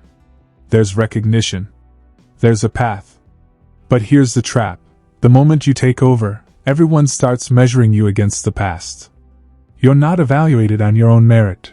You're judged by whether you live up to someone else's legend. And let's be honest, the past always looks cleaner than it really was. People tend to idealize the good old days, especially when the person before you was respected. So no matter how hard you work, how well you perform, you're still not like the last guy. One of the most vivid historical examples Greene gives us is Alexander the Great. His father, King Philip II of Macedon, was a military genius who built a powerful kingdom and army. But Alexander didn't just step into Philip's shoes, he made himself greater. He expanded the empire to previously unthinkable limits. He led boldly, strategically, differently. And because of that, Alexander became a legend in his own right, not just a shadow of his father. The same principle applies in modern life. When a new CEO takes over from a beloved founder, they face a decision: do they preserve the status quo, or do they make a bold move in a new direction? Those who try to copy the founder often get crushed under comparison. But those who innovate, who rebrand, who set a new tone, they're the ones who stand out. This law is really about psychological freedom. The freedom to say, I don't have to follow anyone's path. I can blaze my own. And that's where power lies. Not in being a second-rate version of someone else, but a first-rate version of you. So how do you put this law into practice? If you're following a great leader, make a clean break. Don't get caught trying to maintain their image. Redefine the role. Change the game. Don't let loyalty to the past keep you from stepping into your own future. Use history as inspiration, not a blueprint. Learn from those before you, but don't try to replicate their story. Create contrast. Introduce your own voice, your own style, your own approach. Be bold about what makes you different. And if people keep comparing you to someone else, let them. Your job is to be so distinct, so impactful, that eventually, the comparison fades. This law isn't about ego, it's about survival. Because the more you attach yourself to someone else's legacy, the more you risk being forgotten when your moment ends. But when you build your own platform, speak your own message, and make your own impact, you become unforgettable. Avoid stepping into a great man's shoes. Step beside them. Step beyond them. Step into your own. Next, we move into Law 42, strike the shepherd and the sheep will scatter, where we'll uncover how removing one strong influence can cause an entire group to collapse, and how power often lies in knowing who to take out, and when. This law hits hard, because it's not about being clever, charming, or even strategic. It's about recognizing that sometimes, to regain control or establish dominance, you need to go straight to the source of the problem. Robert Greene tells us plainly, in any group, chaos, resistance, or rebellion almost always comes from one strong voice, the shepherd. Remove that voice, and the rest will fall in line. Let's explore the real meaning behind this. In every organization, every team, every social circle, there's always that one person. The one who complains the loudest. The one who undermines leadership. The one who quietly influences others behind the scenes, stirring up drama, challenging your authority, or derailing the mission. You might think, if I just win over the group, things will settle down. But Greene says you're wasting time. Because where there's unrest, there's usually a leader behind it. A shepherd. And if you don't identify and neutralize that person, the chaos will spread. They'll whisper in ears, plant seeds of doubt, sabotage you from within. The sheep may look harmless, but they follow the shepherd. So if you don't strike the shepherd, the sheep will never stop moving in the wrong direction. Think about it like this: power is fragile in groups. It relies on harmony, unity, and belief in leadership. All it takes is one dissenting voice to poison the air. Not every critic needs to be silenced, but the influential ones, the ringleaders, the disruptors, must be dealt with directly. One of the clearest historical examples comes from ancient Rome. Julius Caesar was beloved by many, but to the Roman senators, he was becoming too powerful. The fear wasn't just about Caesar himself, it was about what his influence could do to the Republic. So they struck. They assassinated Caesar in a bold, brutal act, not just to stop him, but to scatter his influence. But here's the flip side, it doesn't always work. Because sometimes striking the shepherd turns them into a martyr. So Greene isn't saying to always go for the kill, he's saying to neutralize strategically. Maybe you isolate them. Maybe you promote them out of the way. Maybe you give them something they want that keeps them quiet and happy. The key is to remove their power to influence others. In today's world, this could mean identifying the person at work who's sowing negativity in a team. Not by attacking them publicly, but by pulling them aside, confronting the behavior, setting boundaries, or even finding ways to quietly remove them from your sphere of influence. It's about protecting the energy of the whole group by addressing the true source of disruption. Here's how to live this law: be observant. Watch group dynamics carefully. Who do people look to for guidance when things go wrong? That's your shepherd. Don't waste time trying to win everyone over. Go straight to the source. When you act with precision. Remove their ability to stir the pot without creating unnecessary drama. Avoid public battles if possible. Humiliate someone in front of others and they'll become a martyr. But isolate them quietly, and the group will calm down naturally. And remember, sometimes it's not about destroying someone, it's about disarming them. In power, it's not always the loudest voice that matters, it's the most influential one. And if that influence threatens your position, you must act. Because when the shepherd falls, the sheep lose direction, and the power returns to you.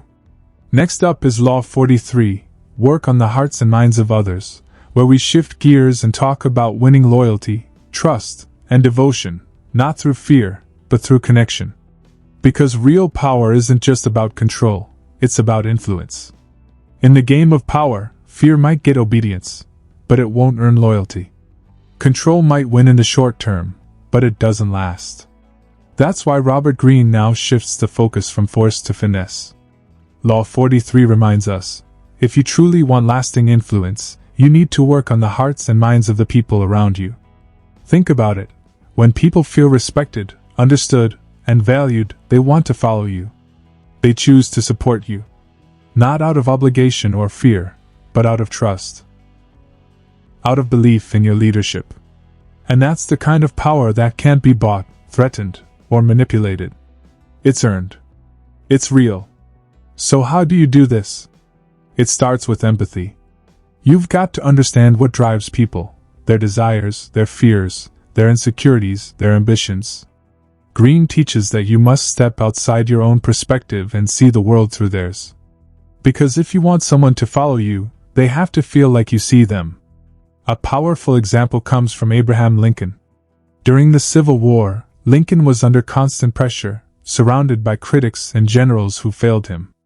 But he had an extraordinary ability to connect with people, not just through speeches, but by listening, by acknowledging the pain of others, and by leading with compassion. He visited soldiers in the field.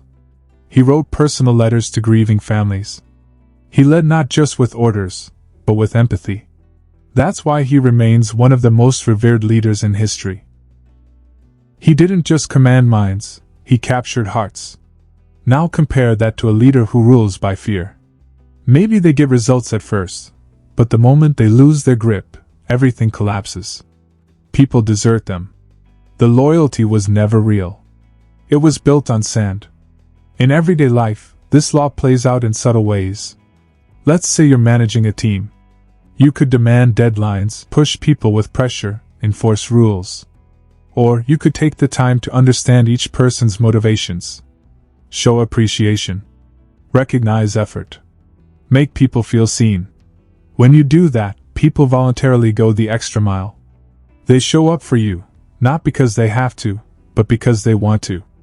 This law also protects you from resistance. When people feel connected to you, they're far less likely to rebel or undermine you. Why? Because they feel invested. They feel part of the mission.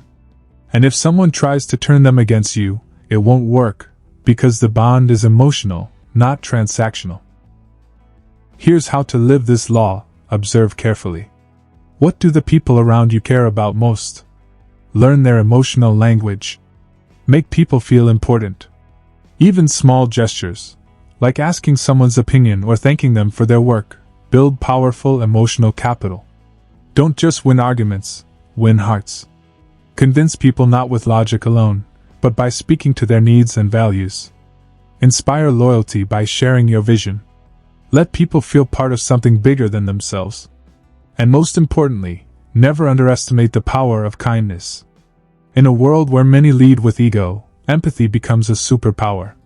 Robert Greene isn't saying you should be soft. He's saying you should be smart.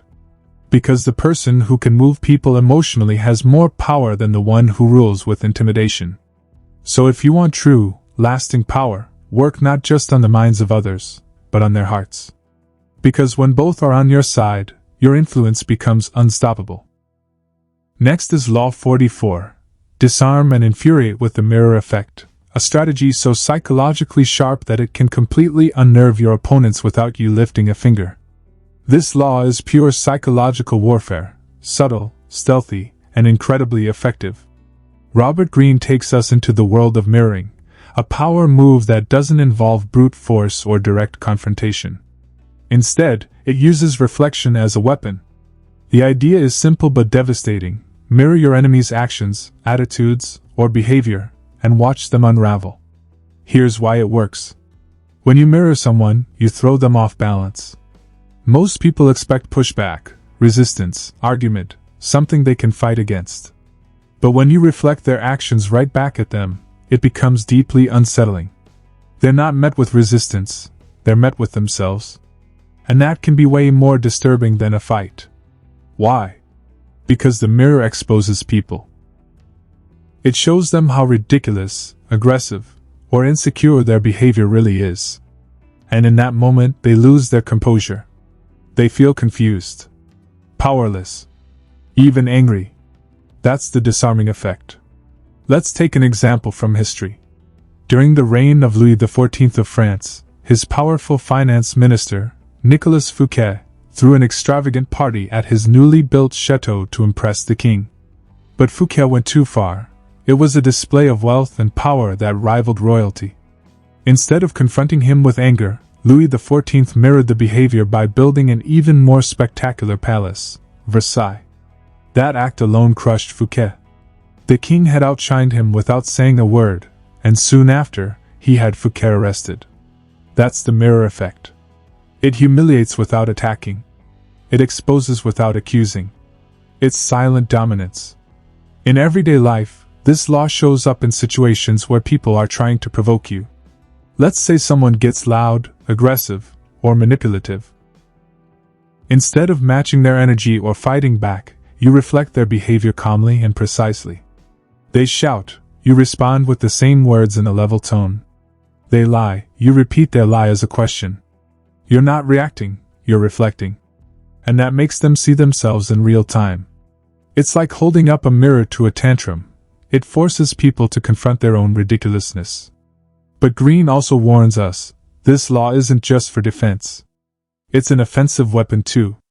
You can use mirroring to mock, to unsettle, or to control the rhythm of an interaction. It puts the ball in their court, but in a way they can't predict. Here's how to live this law: stay calm. Mirroring only works when you're in control. Your stillness amplifies their chaos.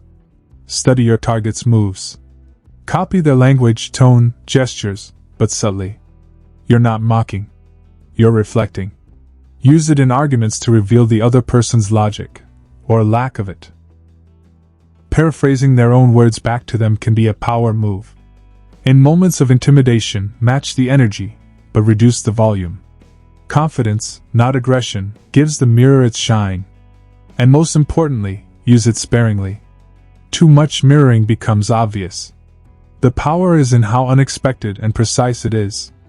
Remember, the mirror effect is about control through reflection. It's about using someone's own behavior as a weapon, not in a confrontational way, but in a way that makes them squirm under the weight of their own actions. Because sometimes, the best way to defeat your enemy is to become their reflection. Next, we step into Law 45, preach the need for change, but never reform too much at once, where we explore how real power lies in managing progress, without creating chaos. Change is necessary. It's inevitable. But it's also deeply uncomfortable for most people. And that's where the danger lies. In Law 45, Robert Greene teaches us a vital truth about power. Even when people beg for change, they still fear it. So, if you're the one bringing transformation, be careful. Go too far, too fast, and you'll trigger resistance, even rebellion. Here's the heart of this law. You can be a reformer, a visionary, even a revolutionary. But if you try to overthrow the entire system overnight, the very people you're trying to help will turn on you. Because it's not just about what you're changing, it's about how you're changing it. People are creatures of habit. Even when they complain about the old ways, they cling to them. Why? Because the familiar feels safe. So when you sweep in with a brand new vision, disrupting routines, customs, and power structures, you're not just introducing new ideas, you're threatening people's sense of identity, safety, and order. Look at Napoleon Bonaparte. He brought reform to post-revolutionary France, yes, but he did it gradually. He kept certain traditional symbols and systems in place even while he centralized power under himself. He knew that people needed the illusion of continuity.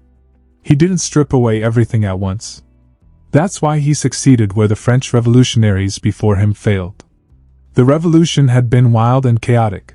Too much change, too quickly, and it ended in bloodshed. Napoleon restored order, while slowly reshaping the state. This law is just as important in modern life. Let's say you take over a company, or a team, or even just a social group, and you walk in with bold new ideas. You think, I'm going to make everything better. But you start changing the structure, the rules, the culture, without honoring what came before. Suddenly, people start resisting, whispering, pulling back. It's not because your ideas are bad. It's because you didn't respect their attachment to the old way. Greene is saying, preach the need for change, but change things slowly, with care. Let people feel involved in the process. Preserve familiar rituals, symbols, or language while you introduce reforms underneath. Give them the comfort of tradition as you move them toward the future. This is how real transformation happens. Not in a flash, but in steps. Here's how to use this law in life. When you propose change, always frame it as a continuation, not a destruction, of the past. Use phrases like, we're building on what already works. Honor traditions. Keep familiar elements in place, even if only symbolically. Let people feel they have agency. Involve them in small choices, even if you've already decided the bigger picture. Introduce new ideas gradually. First with explanation, then small steps, then full integration. Be patient. Power is a long game. The key takeaway?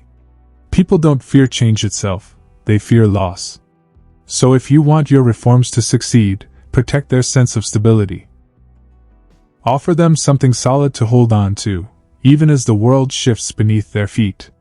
In the art of power, radical change is rarely successful unless it comes wrapped in the clothing of tradition.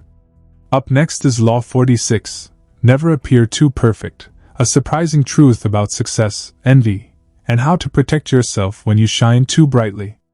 At first glance, this law might seem counterintuitive. Isn't perfection the goal? Don't we all want to be seen as flawless, high achievers, unshakable, admired by everyone? But Robert Greene flips that idea on its head. In Law 46, he delivers a sharp truth. If you appear too perfect, people won't love you, they'll resent you. Here's why. Perfection provokes envy. When others see someone who seems to have it all, talent, success, charm, beauty, they start to feel something dark stir beneath the surface. It's not always conscious, but it's real. Envy is one of the most deeply rooted and dangerous emotions in human nature. And when it's aimed at you, it doesn't matter how kind or generous you are. The very fact that you shine can make others want to dim your light. Think of it like this. When you rise too far above the rest, you become a threat, not because you've harmed anyone, but because your existence reminds people of their own limitations, their own frustrations. And that's enough to turn admiration into hatred. History is full of examples. Take Julius Caesar. He was brilliant, victorious, and adored by the people. But his rise made him appear invincible. Too powerful. Too perfect. The Roman Senate feared his dominance and, filled with envy, they assassinated him, under the claim that he was a danger to the Republic. It wasn't really about politics. It was personal. Greene wants you to understand that in the game of power, being likable is just as important as being capable. So how do you avoid the envy trap? You deliberately show a flaw. You soften your perfection. You share credit with others. You laugh at your own mistakes. You don't always have to be the best in the room, even if you are. You let others feel important. Seen. Validated. This doesn't mean hiding your excellence. It means managing how it's perceived. It's psychological strategy. Look at Michael Jordan, one of the greatest athletes of all time. At his peak, he dominated the game. But what made people love him wasn't just his skill. It was his visible effort, his competitiveness, his willingness to fail in public. He wasn't untouchable, he was human. And that made him relatable. Same goes for leaders, creators, entrepreneurs. If you present yourself as flawless, people will start looking for cracks. But if you show a little humility, even vulnerability, they'll root for you instead of against you. Here's how to apply this law in real life. Don't flaunt your wins. Let your work speak for itself. Let others praise you. Make others feel involved in your success. Give credit publicly. Even if you did most of the work. Be strategic with vulnerability. A small, genuine flaw can make you more likable and disarming. Know your audience. If you're surrounded by insecure people, don't show off. Make them feel powerful instead. Be approachable. Perfect people feel distant. Human people feel magnetic. Greene isn't telling you to fake weakness. He's telling you to be wise with your light. Shine, but don't blind. Dominate, but don't isolate. If you can do that, you stay powerful and protected. Because in the end, perfection may inspire awe, but humanity inspires loyalty. Next, we move into one of the most psychologically strategic laws in the book, Law 4-7. Do not go past the mark you aimed for. In victory, learn when to stop. There's a moment in every great story, every career, every battle, every rise to power, when someone achieves exactly what they set out to accomplish. They win. They conquer. They break through. And then, they keep going. That's when things start to fall apart. In Law 47, Robert Greene gives us a sobering warning. Victory is not the end game. Knowing when to stop is. Because power doesn't just come from action. It comes from restraint. The temptation to keep pushing is real. After a big win, our confidence skyrockets. We feel unstoppable. The applause is loud. The momentum is intoxicating. We think, if I could get this far, imagine how much further I can go. But Greene reminds us, that's exactly when hubris sets in. And when ego takes the wheel, destruction is never far behind. Let's look at Alexander the Great. By the time he was 30, he had conquered most of the known world. But he didn't stop. He pushed his army further east into India, chasing glory that no longer had clear purpose. His men, exhausted and homesick, began to turn on him. His empire, stretched too thin, started to splinter. And before long, Alexander was dead, and his empire fell with him. He passed the mark. He didn't know when to stop. This law applies just as much in business, relationships, even personal goals. Maybe you build a thriving company, but instead of strengthening the foundation, you rush into expansion, chasing more revenue, more markets, more fame. Soon, the quality dips. Your team gets burned out. Your customers leave. You didn't pause to consolidate the win. You just kept climbing until the whole structure cracked. Or in relationships, maybe you finally gain the trust or affection of someone important. But instead of maintaining that connection, you start demanding more. More time. More attention. More proof. And suddenly you've pushed the relationship past its healthy balance. You've overplayed your hand. Greene's point is this: the moment of victory is the most dangerous moment of all. Because success can make you blind. It can make you overconfident. It can make you greedy. So how do you avoid it? You set your mark before you start. You define what success looks like clearly, and when you hit it, you pause. You resist the urge to rush into the next thing. You consolidate your power. You celebrate quietly. And you observe. Because true power isn't about endless accumulation. It's about sustainability. About building something that lasts, not something that burns bright and fast. Here's how to apply this law in your own life. Before you pursue a goal, define the outcome. What does enough look like? When you win, step back. Don't rush. Let the dust settle. Protect the victory. Resist the ego boost. Just because you can go further doesn't mean you should. Study those who came before you. How many rose to the top only to lose it all because they didn't know when to quit? In moments of success, practice humility. Focus on stability, not just expansion. There's a reason professional athletes retire while they're still on top. There's a reason wise leaders leave at the peak of their popularity. And there's a reason the best generals retreat even when they could press on. They understand that timing is power. Because in the end, victory isn't just about reaching the top. It's about staying there. And to stay there, you have to know when enough is enough. And now we've come to the final and perhaps most haunting law of all, Law 48, assume formlessness, a philosophy of power that transcends strategy and dives into the nature of survival itself.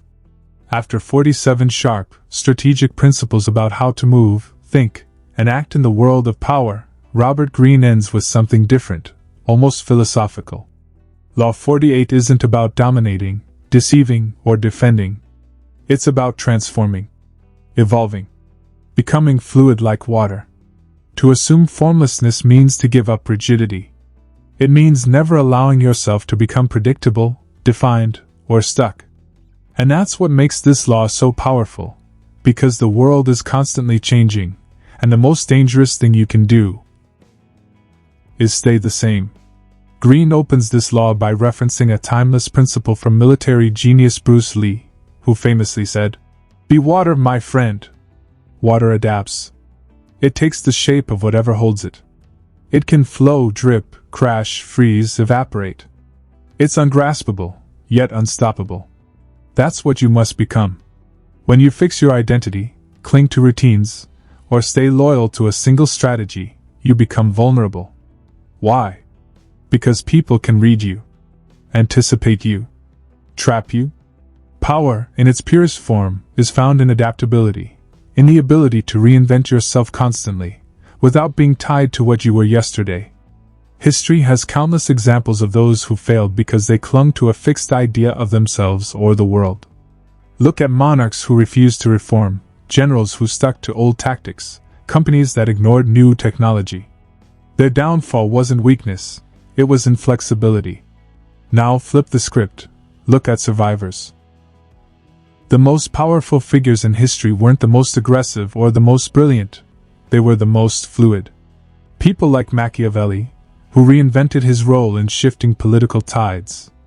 Or Madonna, who stayed relevant for decades by shedding her image and rebirthing her art again and again. That's formlessness. That's staying alive in a world that's always changing. On a practical level, this law asks you to stop thinking in fixed terms. Don't tie your identity to a job, a title, a relationship, or a strategy. Don't get too comfortable with success. Don't become a prisoner of your own habits. Because the moment you stop evolving, the game moves past you, and power slips through your fingers. Here's how to live Law 48. Never reveal your full game. Stay mysterious. The less others can define you, the more they fear and respect you. Change your tactics often. Keep your opponents off balance. Predictability breeds weakness. Drop attachments to titles or roles. Be willing to shed your skin and start anew. Cultivate emotional detachment. Let go of ego when circumstances demand reinvention. Observe the environment. When the world shifts, shift with it. Don't resist, flow. This law isn't just strategy, it's survival. In a world where the only constant is change, the rigid break, but the flexible bend and endure. To assume formlessness is to become untouchable. You're not a target if you can't be pinned down. You're not trapped if you can always reshape yourself. And that's why Greene ends with this law. Because all the others rely on movement, but this one teaches you how to move forever. Don't be a rock. Be the river that wears it down. And with that, we conclude the 48 Laws of Power. A brutal, beautiful, endlessly insightful manual for understanding how power works in the real world. Not how we wish it would work, but how it actually does. So, one truth becomes clear: power isn't about strength, it's about strategy. It's not about controlling others, it's about controlling yourself. And most of all, it's not just something to be seized, it's something to be understood. Robert Greene didn't write this book as a moral guide. He wrote it as a mirror, to show us the raw, unfiltered game being played around us every day. Whether you agree with every law or not, each one reveals a pattern in human behavior that's impossible to ignore. So what are the big lessons? First, power is psychological. It's rooted in perception, not reality. The person who seems confident often holds more sway than the person who actually knows more. The leader who controls their image, who keeps people guessing, who speaks less but with more weight, they are the ones who stay in command. Every law in this book is, at its core, a study in human nature. Second, relationships are your battlefield and your playground. Whether it's alliances or rivalries, seduction or sabotage, your success will often depend on your ability to read people. Who's insecure? Who craves attention? Who's a threat? Who needs to feel in control? Understanding these dynamics is like learning a new language, and once you speak it fluently, you stop reacting and start influencing. Third, ego is your enemy. It's easy to fall into the trap of overplaying your hand, speaking too much, chasing attention, or becoming emotionally invested in battles that don't matter. But Greene teaches restraint, silence, strategy. A true power player doesn't need to win every argument, they need to win the war. That means patience, discretion, long game thinking. Fourth, power demands adaptability. You must flow with change, shift your approach, and never become too attached to any one identity, role, or plan. What works today may fail tomorrow. Law 48, assume formlessness, is the most vital reminder of all. In a world that's constantly changing, the one who adapts is the one who survives. But let's be real, this book is not for the faint of heart. It's sharp. It's provocative. It exposes uncomfortable truths. Some of the laws feel cold, even ruthless. But that's the point. The 48 Laws of Power isn't a fairy tale, it's a survival guide. Whether you use it to protect yourself, to gain influence, or simply to recognize manipulation when it's happening to you, this book gives you tools most people never even realize exist. You don't have to use every law. But you do need to know them. Because someone else is using them right now. And that's the ultimate takeaway: awareness is power. The moment you become conscious of the game, you stop being a pawn. You start being a player. So the question isn't whether the laws are real. They are. The question is, what will you do with them? Will you use them to build? To protect? To dominate? Or simply to understand? The choice is yours. The power is yours. If you found this summary insightful and valuable, don't forget to show your support by subscribing to the Mindful Brief on YouTube. Hit the like button if you enjoyed this audiobook summary, and leave a comment below with your thoughts. Your engagement helps us create more in-depth and valuable content for you. Stay tuned for more summaries, insights, and strategies to elevate your knowledge and career. Subscribe now and be part of the journey.